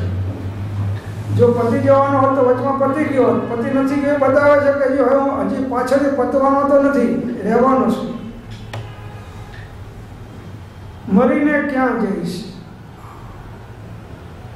આખી જિંદગી જે જીવ્યા હોય એના પર દ્રષ્ટિપાત કરી જાઓ કે કેટલા આરંભ કર્યા છે, કેટલા પરિગ્રહ સેવ્યા છે, કેટલા વિષયના પરિણામો કર્યા છે, કેટલા કષાયના પરિણામો કર્યા છે, કેટલા આર્થ ધ્યાનના પરિણામો કર્યા છે, કેટલા રૌદ્ર ધ્યાનના પરિણામો કર્યા છે. જો પરિણામ અનુસાર બંધ છે અને બંધ અનુસાર ગતિ છે. જેવી મતિ એવી ગતિ, જેવી ગતિ એવી મતિ. તો મરીને ક્યાં જઈશ? તો કે સાહેબ 14 રાજલોકમાં તો રહેવાનો જ છું, અહીંયાથી બીજે કંઈ જવાનો. પણ 14 રાજલોકમાં 84 લાખ યોનિઓ છે. કઈ યોનિમાં જઈશ?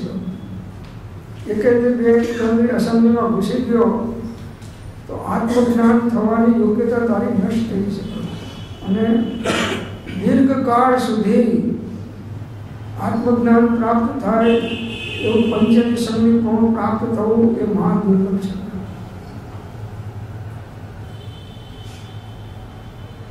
કેમ કે જ્ઞાનીઓને, ગુરુઓને, સંતોનું આજ્ઞાનું પાલન જીવે કર્યું નથી.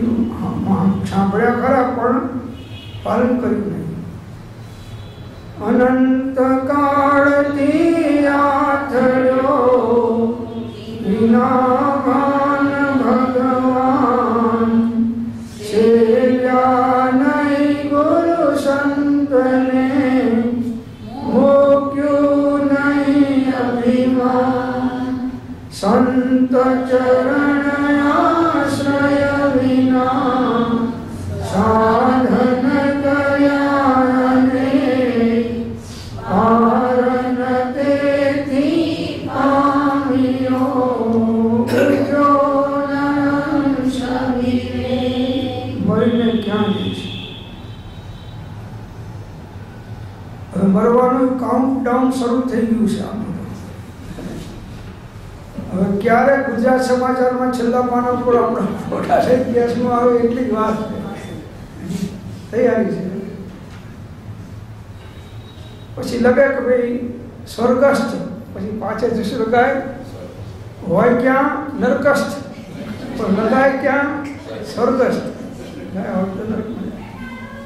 ક્યાં આ કાળના મોટા ભાગના જીવો તિર્યંચ અને નરક ગતિમાં જાય એવા પ્રકારની પ્રવૃત્તિઓમાં ફસાયેલા છે, પડેલા છે. પંચમાળો છે એટલે ચારે બાજુ ભૌતિક સુખો અને ભૌતિક પદાર્થોનું મહાત્મ્ય એટલું બધું છે કે જ્ઞાનીઓનો ગમે એટલો બોધ સાંભળ્યો હોય તો પણ એ જીવ પુરુષાર્થહીન બની જાય છે. ફરીને ક્યાં જઈશ?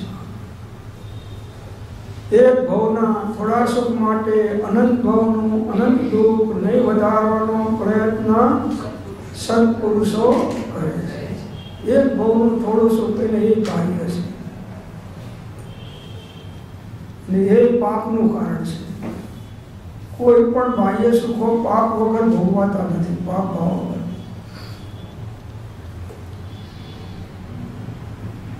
મારું સ્વરૂપ શું છે? રોજ વિચાર કરવાનો, એક વાર ની અનેક વાર. શું સ્વરૂપ છે મારું ખરું? હું શુદ્ધ ચૈતન્ય સ્વરૂપ અવિનાશી એવો આત્મા છું. આ મારું સાચું સ્વરૂપ છે. બાકી હું ફલાણો ભાઈ છું કે પુરુષ છું કે જૈન છું કે સ્ત્રી છું કે આ બધું ખોટું સ્વરૂપ છે એમ કે છે. આ સાચું સ્વરૂપ નથી, ખોટું સ્વરૂપ છે. આ ચારિત્ર કેવું બની રહ્યું છે? મારું સ્વરૂપ શું છે અને અત્યારે કેવું ચારિત્ર આપણે પાડી રહ્યા છીએ? જો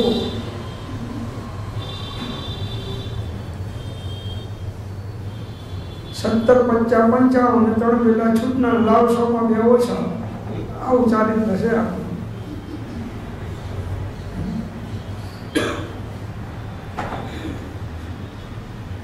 સમ્યક દર્શન વગરના ચારિત્રો પણ કુચારિત્ર છે. સમ્યક દર્શન વગરના બાહ્ય ચારિત્રો પણ કુચારિત્ર છે, સાચા ચારિત્ર નથી. અને મોટા ભાગે આંખાના જીવો સમ્યક દ્રષ્ટિ જોવામાં આવતા નથી. ભલે એને ચારિત્ર પાડતા હોય કે એક દેશ ચારિત્ર પાડતા હોય, એ ચારિત્ર પણ એનું યથાર્થ નથી. અને હકીકતમાં તો ધર્મ છે એ ચારિત્ર એ જ ધર્મ છે. સાચો ધર્મ તો ચારિત્ર ધર્મ છે. ઉપયોગની સ્વરૂપમાં સ્થિરતા થાય એ ચારિત્ર છે, અને એ ચારિત્ર એ ધર્મ છે. ચારિત્ર છે તે ધર્મ છે, ને ધર્મ છે તે સામ્ય છે, ને સામ્ય જીવનો મોક્ષોપ વિહીન નિજ પરિણામ છે. આનું નામ સમતા. રાગ દ્વેષ અજ્ઞાનમય ભાવોથી રહિત ઉપયોગની સ્વરૂપમાં સ્થિરતા થાય એનું નામ ચારિત્ર છે, એનું નામ ધર્મ છે, એનું નામ સમતા ભાવ છે, એનું નામ વિતરાગ ભાવ છે. અને વિતરાગ ભાવ એ ધર્મ છે. સરાગ ભાવ એ ધર્મ નથી. સરાગ ચારિત્ર એ પણ ધર્મ નથી. વિતરાગ ધર્મ અને વિતરાગ ચારિત્ર એ ખરો ધર્મ છે. વિતરાગ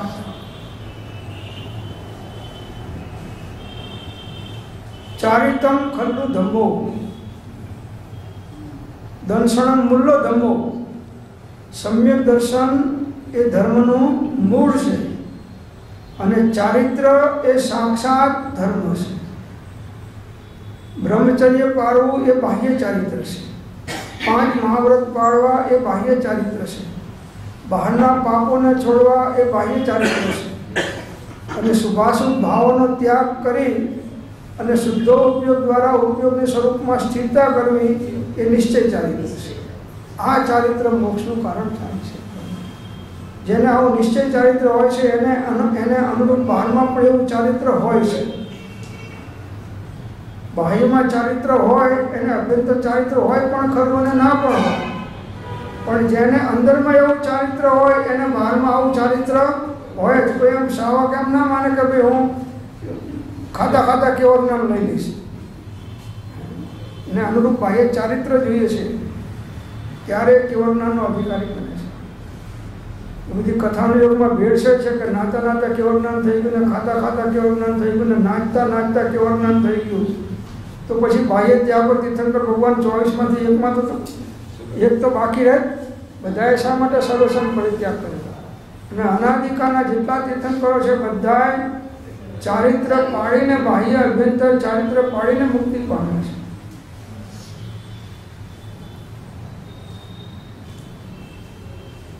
તો શિથિલ જીવોની કલ્પનાઓ છે કે એમાં ગ્રસ્ત દશામાં ક્યાં કેવળ જ્ઞાન થતું નથી.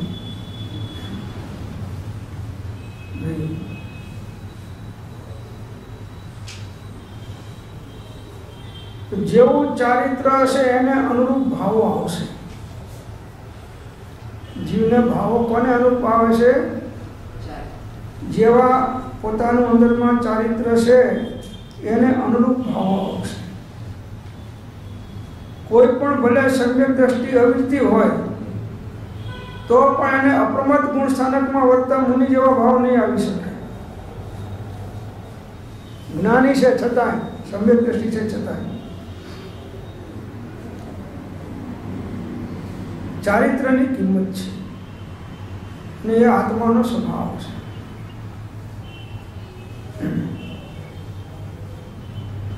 નરેન્દ્ર મોદી કહી શકે કે વ્યાજની નોટો કેન્સલ કર, પણ તમે કહેવા જાઓ તો કોઈ માને નહીં.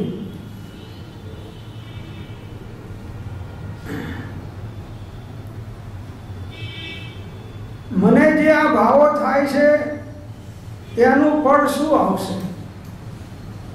ભાવો તો દરેક જીવને સમયે સમયે થયા જ કરે છે. 84 લાખોના તમામ જીવોને. નિગોદનો જીવ પણ એક સમય ભાવ વગરનો નથી. નિગોદનો જીવ હોય એ પણ એક સમય ભાવ વગરનો નથી. ભલે વ્યક્ત કરી શકે, ના વ્યક્ત કરી શકે એ અલગ વસ્તુ છે. કોઈ સમજી શકે, કોઈ ના સમજી શકે એ અલગ વસ્તુ છે. પણ કોઈ પણ જીવ છે એ સમયે સમયે પરિણમન કરવાનો અને એના ભાવોમાં પલટન આવવાનું.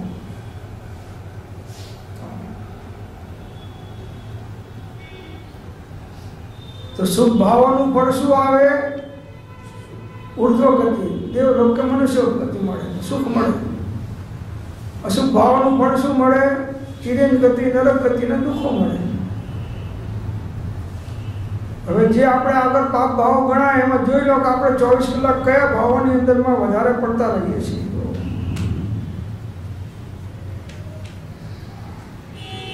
અહીં બેઠા બેઠા હજી ધંધો સાંભળે કે 9:45નો ટાઈમ કર્યો ને હવે જરા મોડું થઈ ગયું.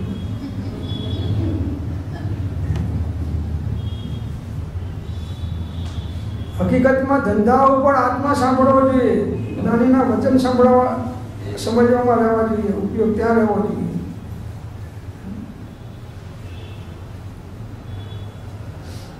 જે જીવો નિકટ ભવિષ્ય એ ગમે તેવી પ્રવૃત્તિમાં પણ એનો ઉપયોગ આત્માની સન્મુખ રાખીને જ જીવતા હોય છે, ગાફેલ હોતા નથી. ગમે તેવા નિમિત્ત આવે, ગમે તેવા ઉદય આવે, જેમ વહાણની અંદરમાં ધ્રુવ કાંટો હોય છે, એ વહાણ ગમે તે દિશામાં જાય પણ એનો ધ્રુવનો કાંટો કઈ બાજુ રહેવાનો? ઉત્તર દિશામાં જ રહેવાનો. ઉત્તર દિશામાં ધ્રુવ કાંટો રહેવાનો છે, ગમે તે દિશામાં વહાણ જાય. એના આધારે એ વહાણનો માલિક સ્થળ નક્કી કરે છે કે હવે મારે આ જે સ્થળે જવું છે એ આટલા અંશમાં આ બાજુ છે. આ પ્લેનની અંદરમાં એ બધા આ જ ચાલે છે.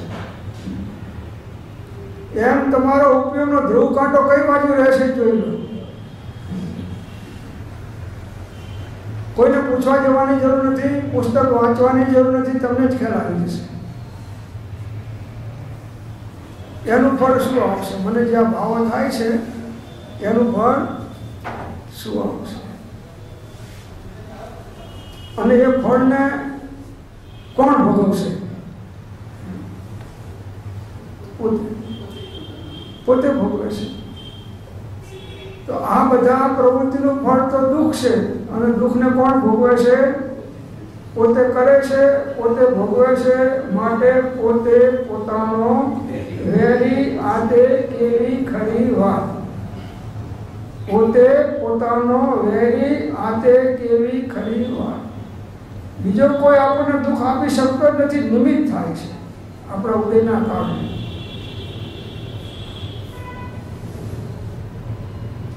અને કર્મના ઉદયના કારણે જીવ દુઃખી થતો નથી. દુઃખી થાય છે પોતાના અજ્ઞાન અને રાગ દ્વેષના પરિણામના કારણે દુઃખી થાય છે, મોહના કારણે દુઃખી થાય છે. કર્મના ઉદયના કારણે કોઈ દુઃખી થતું નથી, મોહના કારણે જીવ દુઃખી થાય છે. એમાં કર્મનો ઉદય નિમિત્ત છે. પછી તો મને જે આ ભાવો થાય છે તેનું ફળ શું આવશે? સમયે સમયે ભાવો તો થાય છે. સૂતા હોય તો ભાવો થાય છે, જાગતા હોય તો ભાવો થાય છે, ચાલતા હોય તો ભાવ થાય છે, ખાતા હોય તો ભાવ થાય છે, સાંભળતા હોય તો ભાવ થાય છે, ઘણી વખત સાંભળવાને ભાવ થાય છે, અને એ કરતાં કરતાં બીજા ભાવો થઈ જાય છે. છતાં આ નિમિત્ત છે, અશુભ ભાવોથી બચવા માટેનું નિમિત્ત છે. હવે અહીંથી ગયા પછી 23 કલાકમાં નિમિત્તો એવા નથી કે એનાથી બચી શકાય.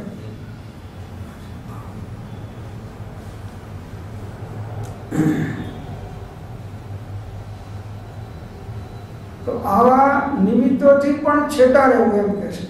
જે નિમિત્તમાં રહી અને આપણા ભાવો બગડતા હોય એવા નિમિત્તથી પણ છેટા રહેવું.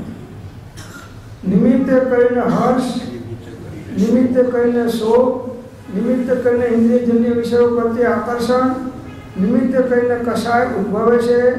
તેવા જીવોએ તેવા નિમિત્તનો ત્યાગ કરવો અને સત્સંગનો કે સત્સાધનનો આશ્રય કરવો. સારા નિમિત્તમાં રહેતા શીખવાનું છે, અથવા ગમે તેવા નિમિત્તની અંદરમાં પણ ઉપયોગને ફેરવતા શીખવાનું છે.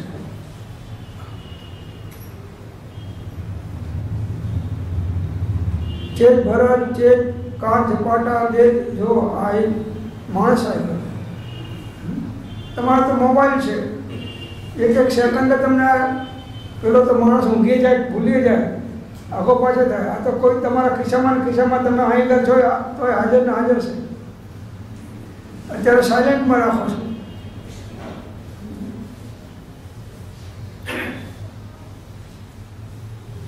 તો મને જે આ ભાવો થાય છે ત્યાંનું ફળ શું આવશે? એના માટે આખો કર્મગ્રંથ છે. આખો કર્મગ્રંથ એના માટે રચાણો છે. તથા આ જીવ દુઃખી થઈ રહ્યો છે તો એ દુઃખ દૂર થવાનો ઉપાય શું છે? જ્યાં જન્મ જરા મરણથી જીવ દુઃખી થઈ રહ્યો છે, આદિ વ્યાધિ ઉપાધિ દ્વારા દુઃખી થઈ રહ્યો છે, અનેક પ્રકારના સંકલ્પ વિકલ્પ દ્વારા દુઃખી થઈ રહ્યો છે, આર્ત ધ્યાન રૌદ્ર ધ્યાનના પરિણામો દ્વારા દુઃખી થઈ રહ્યો છે, તો એ દુઃખ દૂર થવાનો ઉપાય શું છે? એક જ ઉપાય છે કે ઉપયોગને ફેરવો. દુઃખના કારણોમાંથી ઉપયોગને ફેરવી અને ઉપયોગને સુખના કારણની અંદરમાં વાળો. અને આ કામ કોણ કરશે? પોતાને જ કરવું પડશે. તમારા ઉપયોગને કોણ ફેરવા આવશે? તમારે જ ફેરવું પડશે. ચેત ભરત ચેત એમ કે, પણ ચેતવાનું કોને છે? બોલનારને કે ભરત મહારાજને? ભરત મહારાજને ચેતવાનું છે. તો દુઃખ દૂર થવાનો ઉપાય શું? ઉપયોગને સારા ભાવની અંદરમાં વાળવો, ઉત્તમ ભાવની અંદરમાં વાળવો. જ્ઞાન ધ્યાન વૈરાગ્યમય ઉત્તમ જહાં વિચાર, જે ભાવે શુભ ભાવના તે ઉતરે ભવ પાર. જ્ઞાન ધ્યાન વૈરાગ્યમય ઉત્તમ જહાં વિચાર, જે ભાવે શુભ ભાવના તે ઉતરે ભવ પાર.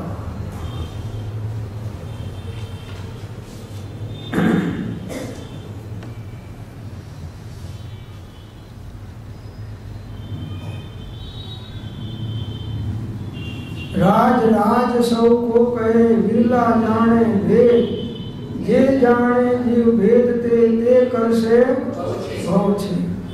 भेद तो भवनो छेद थशे.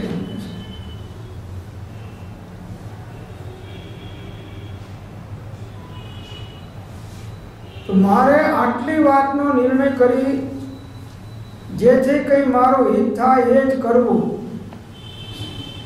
भाव तो आज जागे છે કે મારે આટલી વાતોનો નિર્ણય કરી, હું કોણ છું, ક્યાંથી આવ્યો, જન્મ ધર્મ છે, મરીને ક્યાં જઈશ, મારું સાચું સ્વરૂપ શું છે, ચારિત્ર કેવું છે, મને ભાવ થાય છે, એનું શું ફળ આવશે, આ જીવ કેમ બધા દુઃખી થઈ રહ્યો છે, એ દુઃખ દૂર થવાનો ઉપાય શું છે, આટલી વાતનો નિર્ણય કરી જેથી કંઈ મારું હિત થાય એ જ કરવું.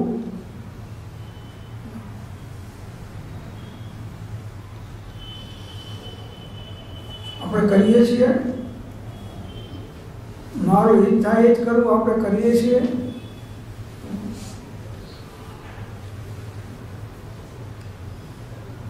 કેમ કે હજી ઊંડો ઘા લાગ્યો નથી.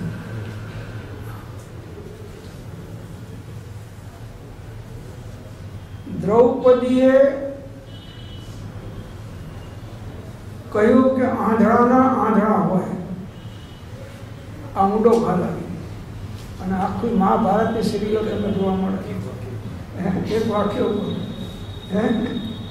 આંધળાને આ ઊંડો ઘા લાગ્યો કહેવાય.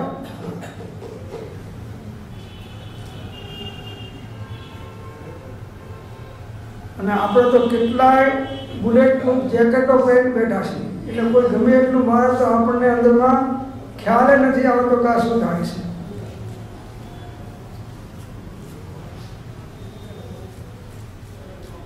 જે કંઈ મારું હિત થાય એ જ કરવું, આવો દ્રઢ નિર્ણય સાચા મુમુક્ષોને હોય છે.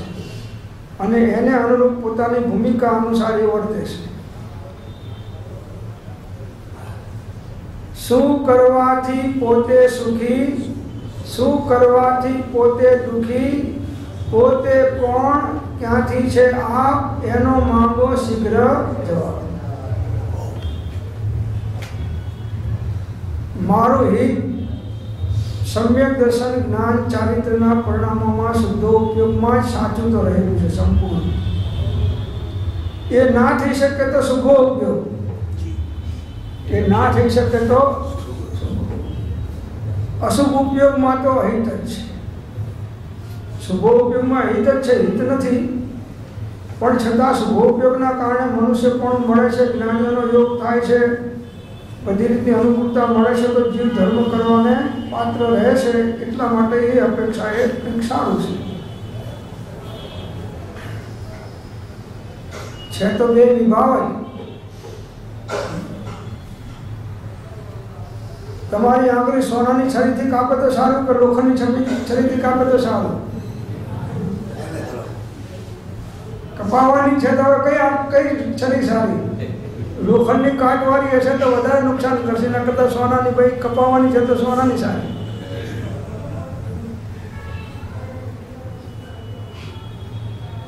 સાકરનું શ્રીફળ તો સૌએ વખાણી માર્યું છે, અહીં તો અમૃતની સચોડી નારિયેળી છે. રૂપાળજીના વચનો તો જુઓ. સાકરનું શ્રીફળ તો શુભ ભાવ, એ તો બધાએ વખાણી મારે છે, પણ અહીં તો અમૃતની સચોડી નારી એટલે રત્નત્રયની અભેદતા, એ તો સચોડી અમૃતની નારિયેળી છે.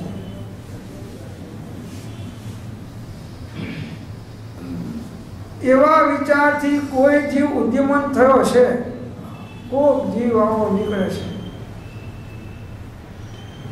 તમે પેલા આ ધાણી શેકાય છે એ તમે જોયા હશે, ભાટ બુજાવો ત્યાં બધા ઝાડના દાણા નાખે ને આમાં ફેરવતો જાય, રેતીની નાખતો અને બધાની ધાણી થતી જાય. એમાં કોક ઝાડનો દાણો ઉડીને નીકળી ગયો, બચ્યો, બાકી બધાની.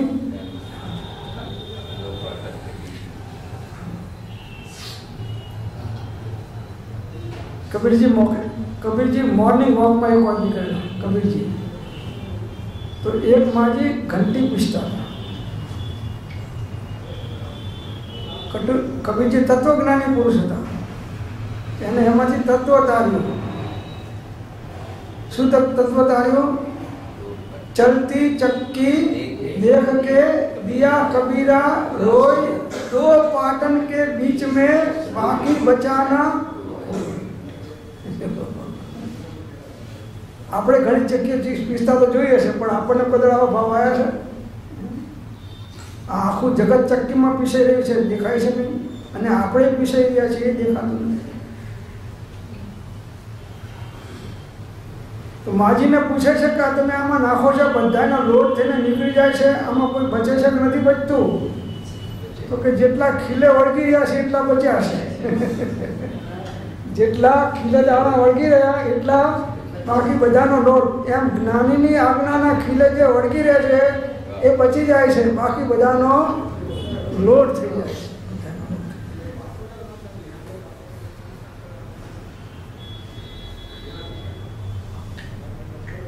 પુસ્તકમાં તત્વજ્ઞાન એવું છે ને, ખરું તત્વજ્ઞાન તો અહીંથી બહાર નીકળશો તમે ઠેર ઠેર તત્વજ્ઞાન જો દ્રષ્ટિ હશે તો તમને બધેથી જ્ઞાન મળે એવું છે.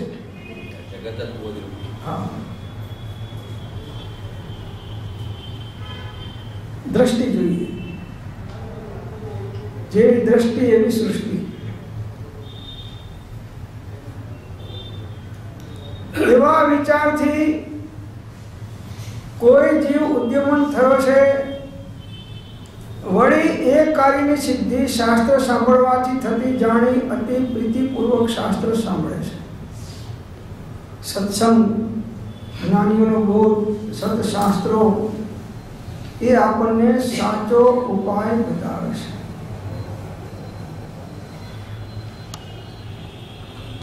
એ અનુભવી પુરુષોની વાણી છે. સત્શાસ્ત્રો એટલે આત્મજ્ઞાની અનુભવી પુરુષોની વાણી છે.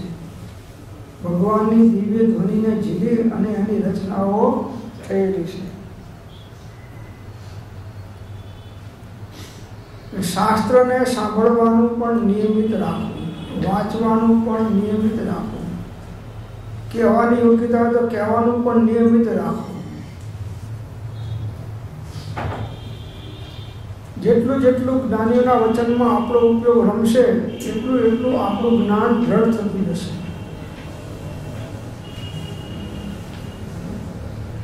જ્ઞાન વગર સિદ્ધિ નથી, જ્ઞાન વગર મુક્તિ નથી। બહુલોક જ્ઞાન ગુણે રહિતયા પદ નહીં પામી શકે, રે ગ્રહણ કરતો નિયતયા જો કર્મ મોક્ષે છાતને।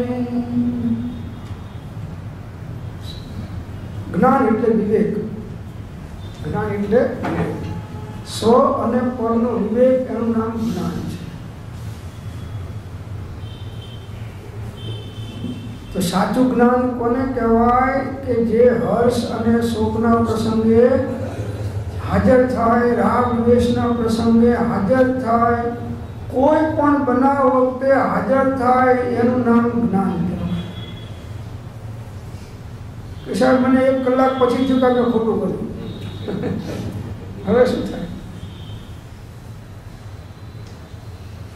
એ સમય ખબર પડવી, વાળી શકાય એવી દશા, એ સમય નહીં, એ થતા પહેલા, એ ભાવ આયા પહેલા, બનાવ બનતા પહેલા જ હવે સમજવું કહેવાય નક્કી છે આમ થશે, એ વખતે જ ઉપયોગને જાગૃત કરી અને એમાં તદાત્મ્ય ન થવા દેવો અને યોગ્ય દિશામાં વાળવો, એનું નામ વિવેક છે।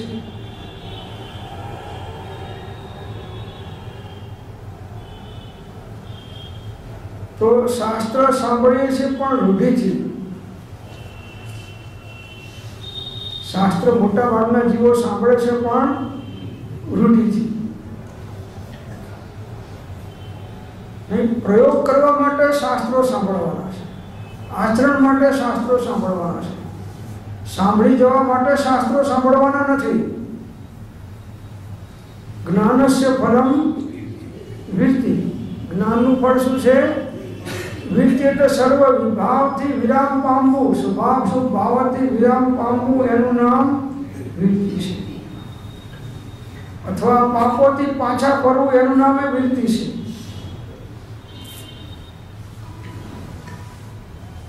તો શાસ્ત્ર સાંભળવાનું પણ કેવી રીતે?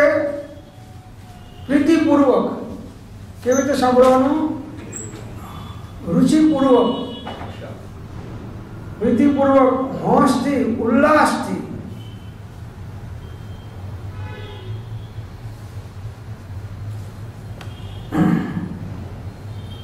પ્રીતિપૂર્વક તત્પ્રતિ પ્રીતિ ચિત્તેન येन वार्तापि सुता निश्चितम स भवेत भव्यो भावी निर्वाण भाजनम।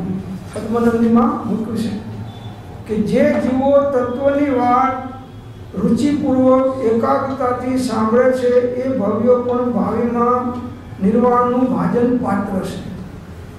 તત્વની વાત રુચિપૂર્વક રસપૂર્વક સાંભળે છે।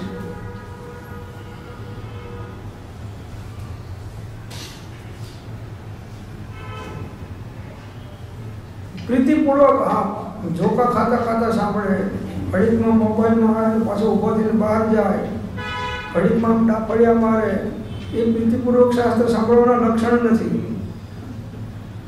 એકાગ્ર ચિત્તથી, જેવી રીતે બિલાડી એકાગ્ર ચિત્તથી હોય છે શિકારની શોધમાં, બગલો એકાગ્ર ચિત્તથી શિકારની શોધમાં હોય છે, એવી રીતે એકાગ્ર ચિત્ત કરી અને બીજું કંઈ બહારમાં અવાજ આવતા હોય તો ના સંભળાવવા જોઈએ। કોઈ શું કરે છે, ક્યાં કરે છે, એ બાજુ પણ આપણી દ્રષ્ટિ જવી જોઈએ નહીં।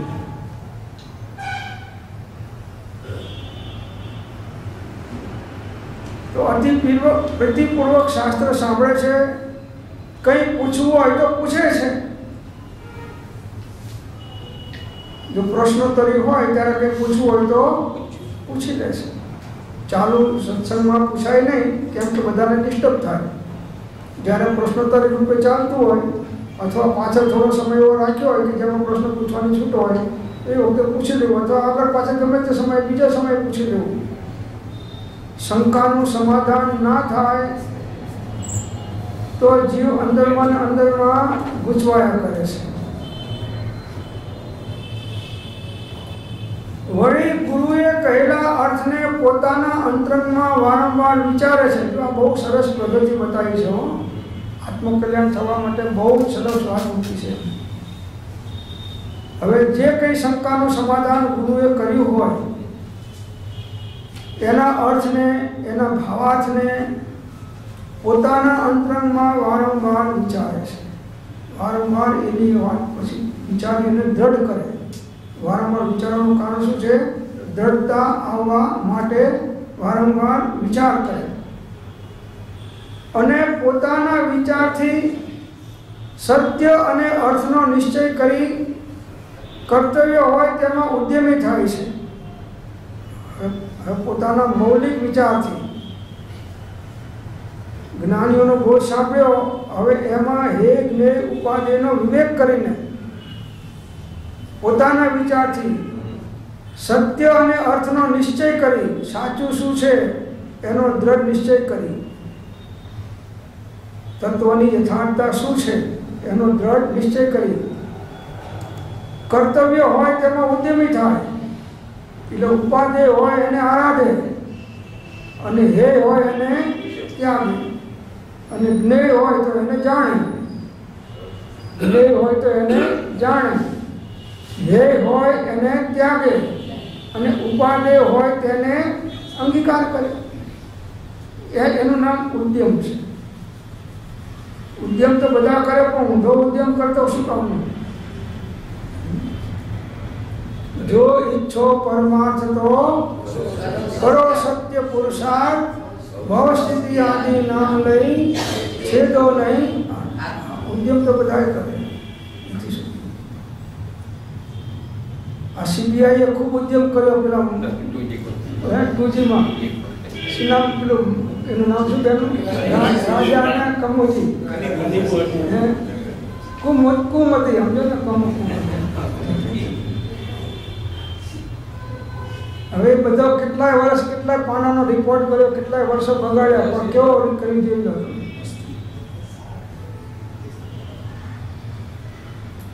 એક પટેલે 6 મહિના સુધી નહીં જોયું કે આ ભેંસમાં શિંગડાના પગ નાખે તો શું થાય. એટલા ગોળ શિંગડા હો ભેંસના. 6 મહિનાથી વિચાર થાય.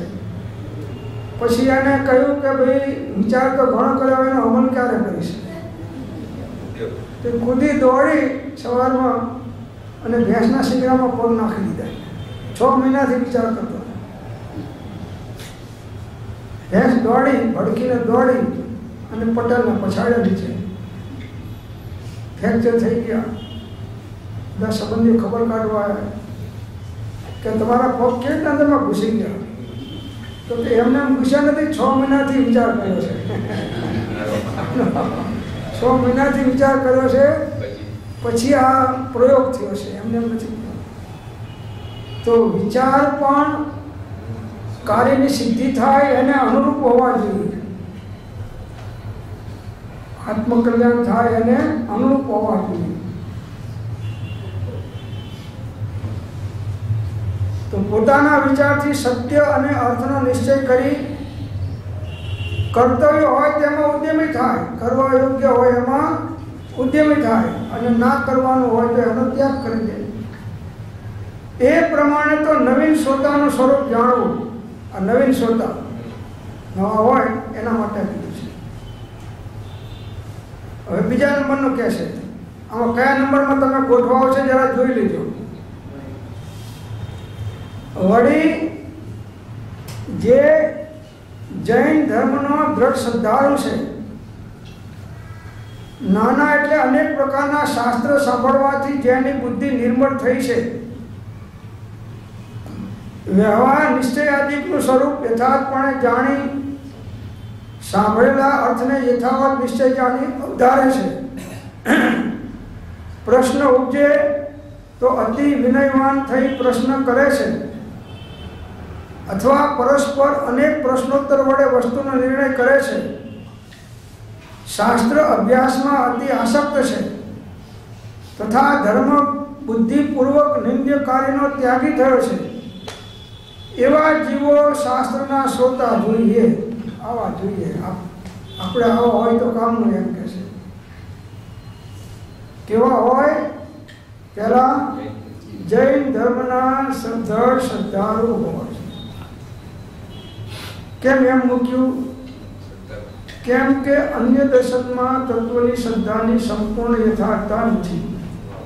જગતના કોઈ પણ દર્શનો બીજા છે ઘણા, તેની અંદરમાં તત્વની યથાશ્રદ્ધાની સંપૂર્ણ યથાર્થતા નથી. માટે જૈન ધર્મ છે. જૈન ધર્મ એ કોઈ પંથ કે વાળો નથી. એ તીર્થંકર ભગવાનની દિવ્ય ધ્વનિને ઝીલી અને તત્વની યથાર્થ પ્રવૃત્તિના કરનારો એક દર્શન છે. દર્શન છે, વાળો નથી. ભગવાને કોઈ વાળો બાંધ્યો નથી કે અમે જૈન એટલે આટલા વાણી એટલે નહીં. પહેલાના બધા જૈનો ક્ષત્રિયો જ હતા અને મોક્ષે જનારા ક્ષત્રિયો હતા. વાણીએ તો કોઈ મોક્ષે ગયા જ નથી જોતે. અત્યારે જૈન વાણિયા જૈન કહેવાય છે, પણ હકીકતમાં ક્ષત્રિયો જૈન હતા પહેલા. અને ચારે વર્ણ જૈન ધર્મ પાળતી. શુદ્રો પણ જૈન ધર્મ પાળતા. બધે ચારે વર્ણ બ્રાહ્મણો પણ આ ધર્મ પાળતા. બધા તમે કહો ગણધરો મોટા ભાગે બ્રાહ્મણો છે. મોટા મુનિઓ આપણા થઈ ગયા જે આચાર્યો એ બધા મોટા ભાગે ઘણા બ્રાહ્મણો છે. વાણિયામાં એક જ તીર્થંકર નથી. એક જ તીર્થંકર વાણિયો તીર્થંકર થયો. ઘટ ઘટ અંતર જીન બસે, ઘટ ઘટ અંતર જૈન, પણ મત મદિરા કે પાન સે મતવાલા સમજે નહીં. તો જૈન ધર્મનો દ્રઢ શ્રદ્ધાળુ એટલે નવ તત્વની યથાર્થ શ્રદ્ધાવાળો. જીવ, અજીવ, પુણ્ય, પાપ, આશ્રવ, બંધ, સંવર, નિદ્રા અને મોક્ષ. આ નવ તત્વની યથાર્થ દ્રઢ શ્રદ્ધાવાળો. નિશ્ચય વ્યવહારના પડખાથી હે જ્ઞેય ઉપાધિના વિવેકપૂર્વક નવ તત્વો આ પ્રમાણે દ્રઢ શ્રદ્ધાળુ એટલે ગમે તે થાય એની શ્રદ્ધામાં દ્રઢતા રહે. નહીં તો અમારા ગામની અંદરમાં પેલા ખેરાલુના બાપુના શીશાઓ ઘણા વેચાઈ ગયા. ત્યાં ખેરાલુના બાપુનું પાણી મંદિરને આપે, ભલભલા રોગ નાશ થઈ જાય. તો ગામમાં ખાલી પાટીલો ના મળે. અન્ય દર્શનવાળા તો જાઓ તો જૈન દર્શનવાળા બધા એમાં દોડે, મોટા ભાગે બધા. અને બાપુ તો કમાણી કરીને જતા રહ્યા, એને તો આખી જિંદગીના રોટલા મળી ગયા. અને આ બધા બીજા પણ ઉપરથી કોઈના રોગ વધી ગયા.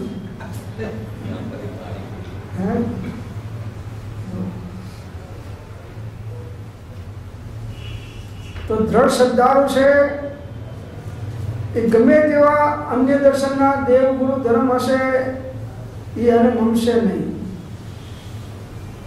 વિતરાગ દેવ સિવાય કોઈ બીજાને નમે.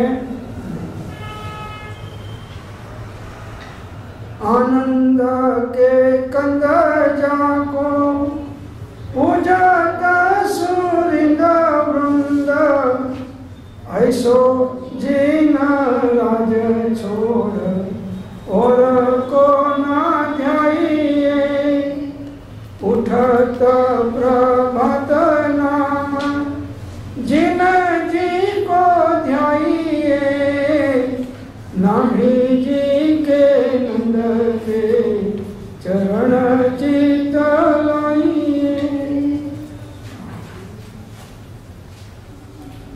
જો અહીં કોઈ પક્ષની વાત નથી. જેના સંપૂર્ણ રાગ દ્વેષ અજ્ઞાન નિવૃત્ત થયા છે એ જ વિતરાગ ભગવાન છે, કેવળ નાની પરમાત્મા છે. અને એમનો બોધ એ જ પરમ સત્ય છે. કોઈ વ્યક્તિની વાત નથી.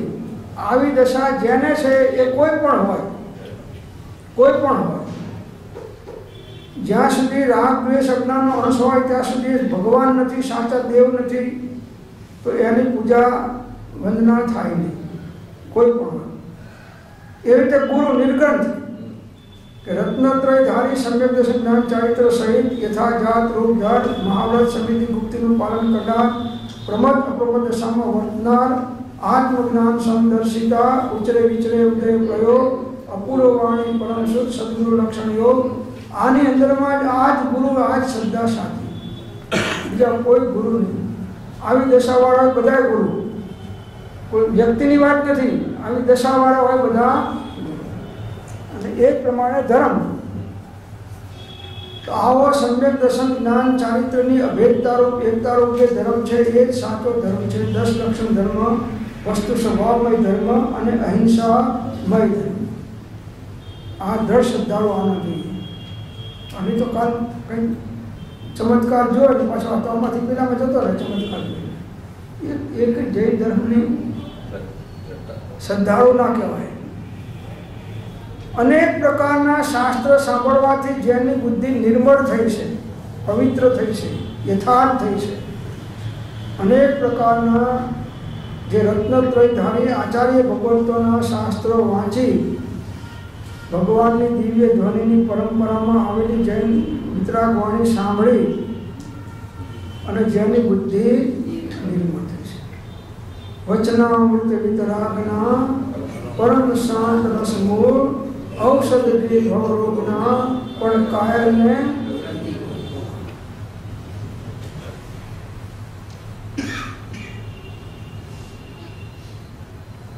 બુદ્ધિની નિર્મળતા જરૂરી છે. પવિત્ર બુદ્ધિ હોય, પાત્ર બુદ્ધિ હોય, પાત્ર જીવોની બુદ્ધિ હોય તો એને શાસ્ત્ર સાંભળવાથી એ નિર્મળ થાય. અજ્ઞાની શાસ્ત્ર વાંચે તો એનો મળ વધી જાય.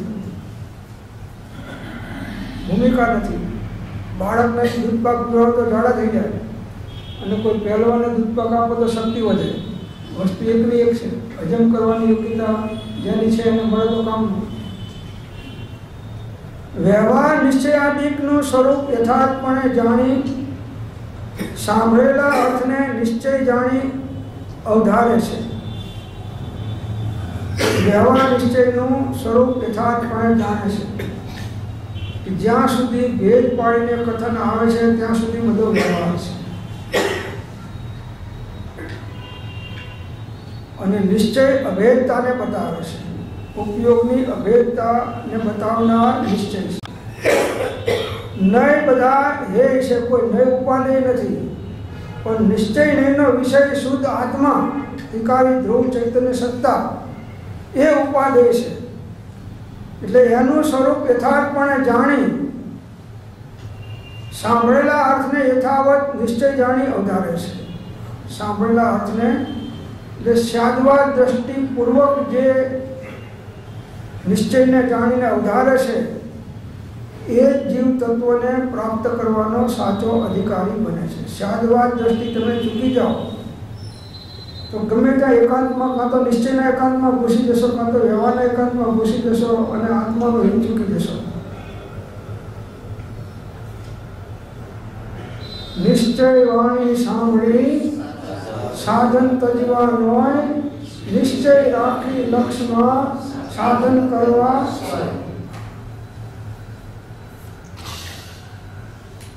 અને તો તમે માનો છો કે અમે દેરાસર જઈએ છીએ, ધ્યાન કરીએ છીએ, જાપ કરીએ છીએ, આ બધો મોક્ષ માર્ગ છે.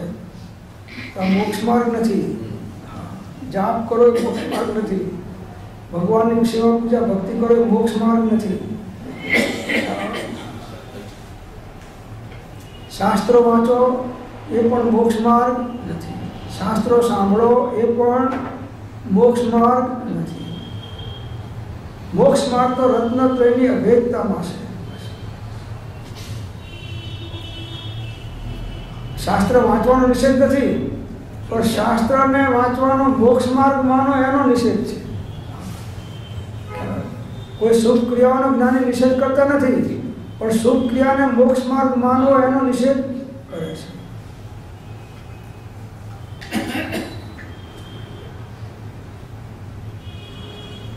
તો સ્વરૂપ યથાર્થપણે જાણી સાંભળેલા અર્થને યથાવત નિશ્ચય જાણી અવધારે છે. જેમ છે તેમ નિશ્ચય જાણી. યથાવત એટલે જેમ છે તેમ, એક અંશ આવો પાછું નહીં. નિશ્ચય જાણીને અવધારે છે. પ્રશ્ન ઉપજે તો અતિ વિનયવાન થઈ પ્રશ્ન કરે છે.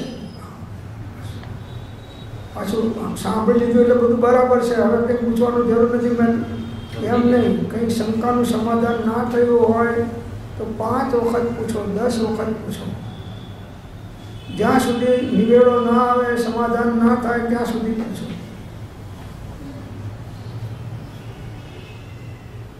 કોઈને તાવવા માટે પણ પ્રશ્ન પૂછવામાં આવતા હોય છે, કોઈનું માપ કાઢવા માટે પણ પ્રશ્ન પૂછવામાં આવતા હોય છે, અને કોઈને શંકાનું સમાધાન કરવા માટે પણ પ્રશ્ન પૂછવામાં અનેક પદ્ધતિઓ હોય છે. એમાં આપણે કઈ પદ્ધતિ અપનાવવાની? શંકાનું સમાધાન થાય એના માટે. નહીં તો ઘણા બીજાને એમ લાગે કે ભાઈ આ કંઈક અભ્યાસી છે એમ બતાવવા, પોતાનું જ્ઞાન બતાવવા એવા પ્રશ્નો કરે. એટલે બીજાને એમ થાય કે ના ભાઈ આ કોઈ સામાન્ય નથી, પ્રશ્ન કરનાર એમ નહીં આવે, નહીં તો એ અહંકાર મારી નાખે છે.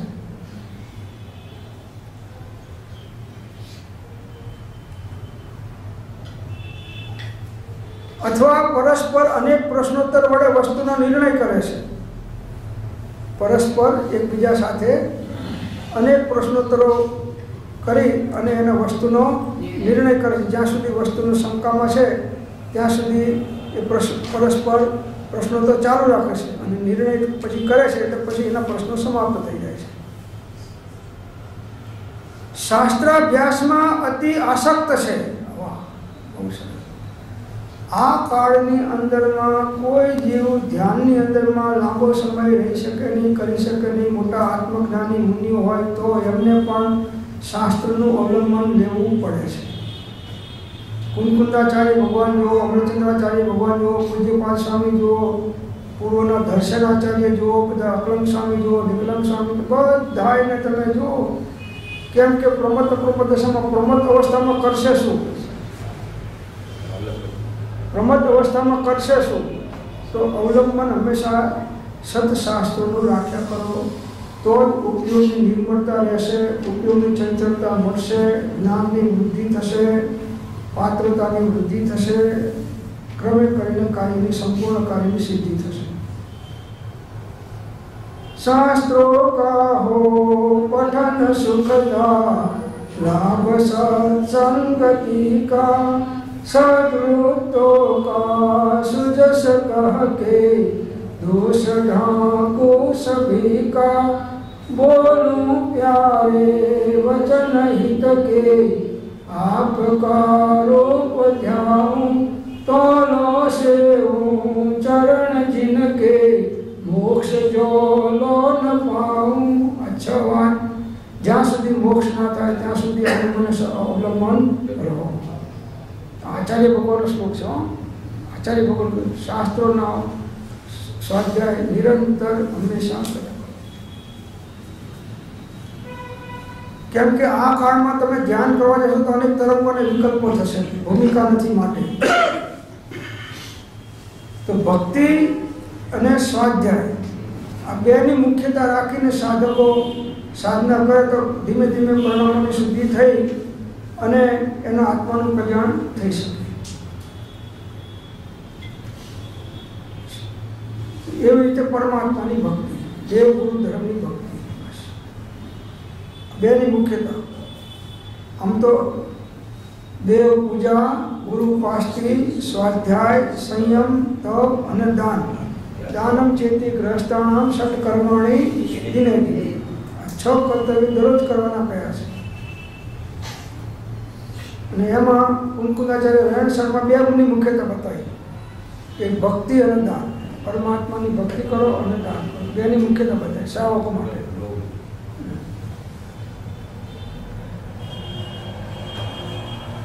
તો શાસ્ત્રાભ્યાસમાં અતિ આસક્ત છે. આસક્ત છે નહીં, પણ અતિ આસક્ત છે. એટલે વધારે સમય શાસ્ત્ર અધ્યયનમાં જે પોતે કાઢે છે, રુચિપૂર્વક, જાગૃતિપૂર્વક અને ગુરુ ગમપૂર્વક.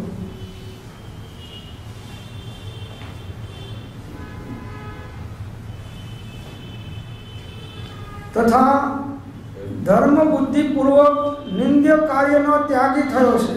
જો અસ્તિ અને નાસ્તિ. ધર્મ બુદ્ધિપૂર્વક એટલે આત્માના કલ્યાણની ભાવનાપૂર્વક. ધર્મ બુદ્ધિપૂર્વક એટલે આત્માના કલ્યાણની ભાવનાપૂર્વક નિંદ્ય કર્મનો કાર્યોનો ત્યાગી થયો છે.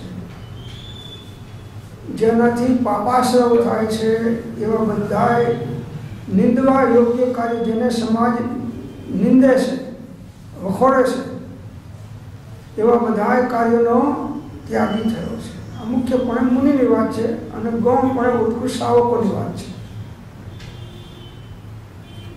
ધર્મ બુદ્ધિપૂર્વક નિંદ્ય કાર્યનો ત્યાગી થયો છે એવા જીવો શાસ્ત્રના શ્રોતા જોઈએ.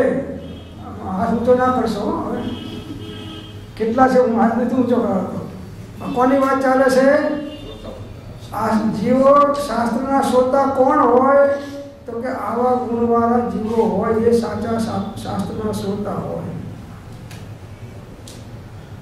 ઘડિયાળના કાંટે આવી જાય એ શાસ્ત્રનો શ્રોતા નથી.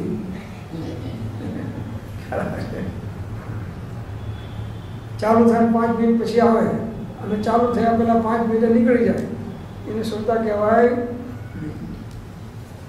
સાહેબ કે મારી જવાબદારી છે, પણ તારી જવાબદારી આત્માને મોક્ષ મોકલવાની છે કે સંસારમાં રખડવાની છે? તારી જવાબદારી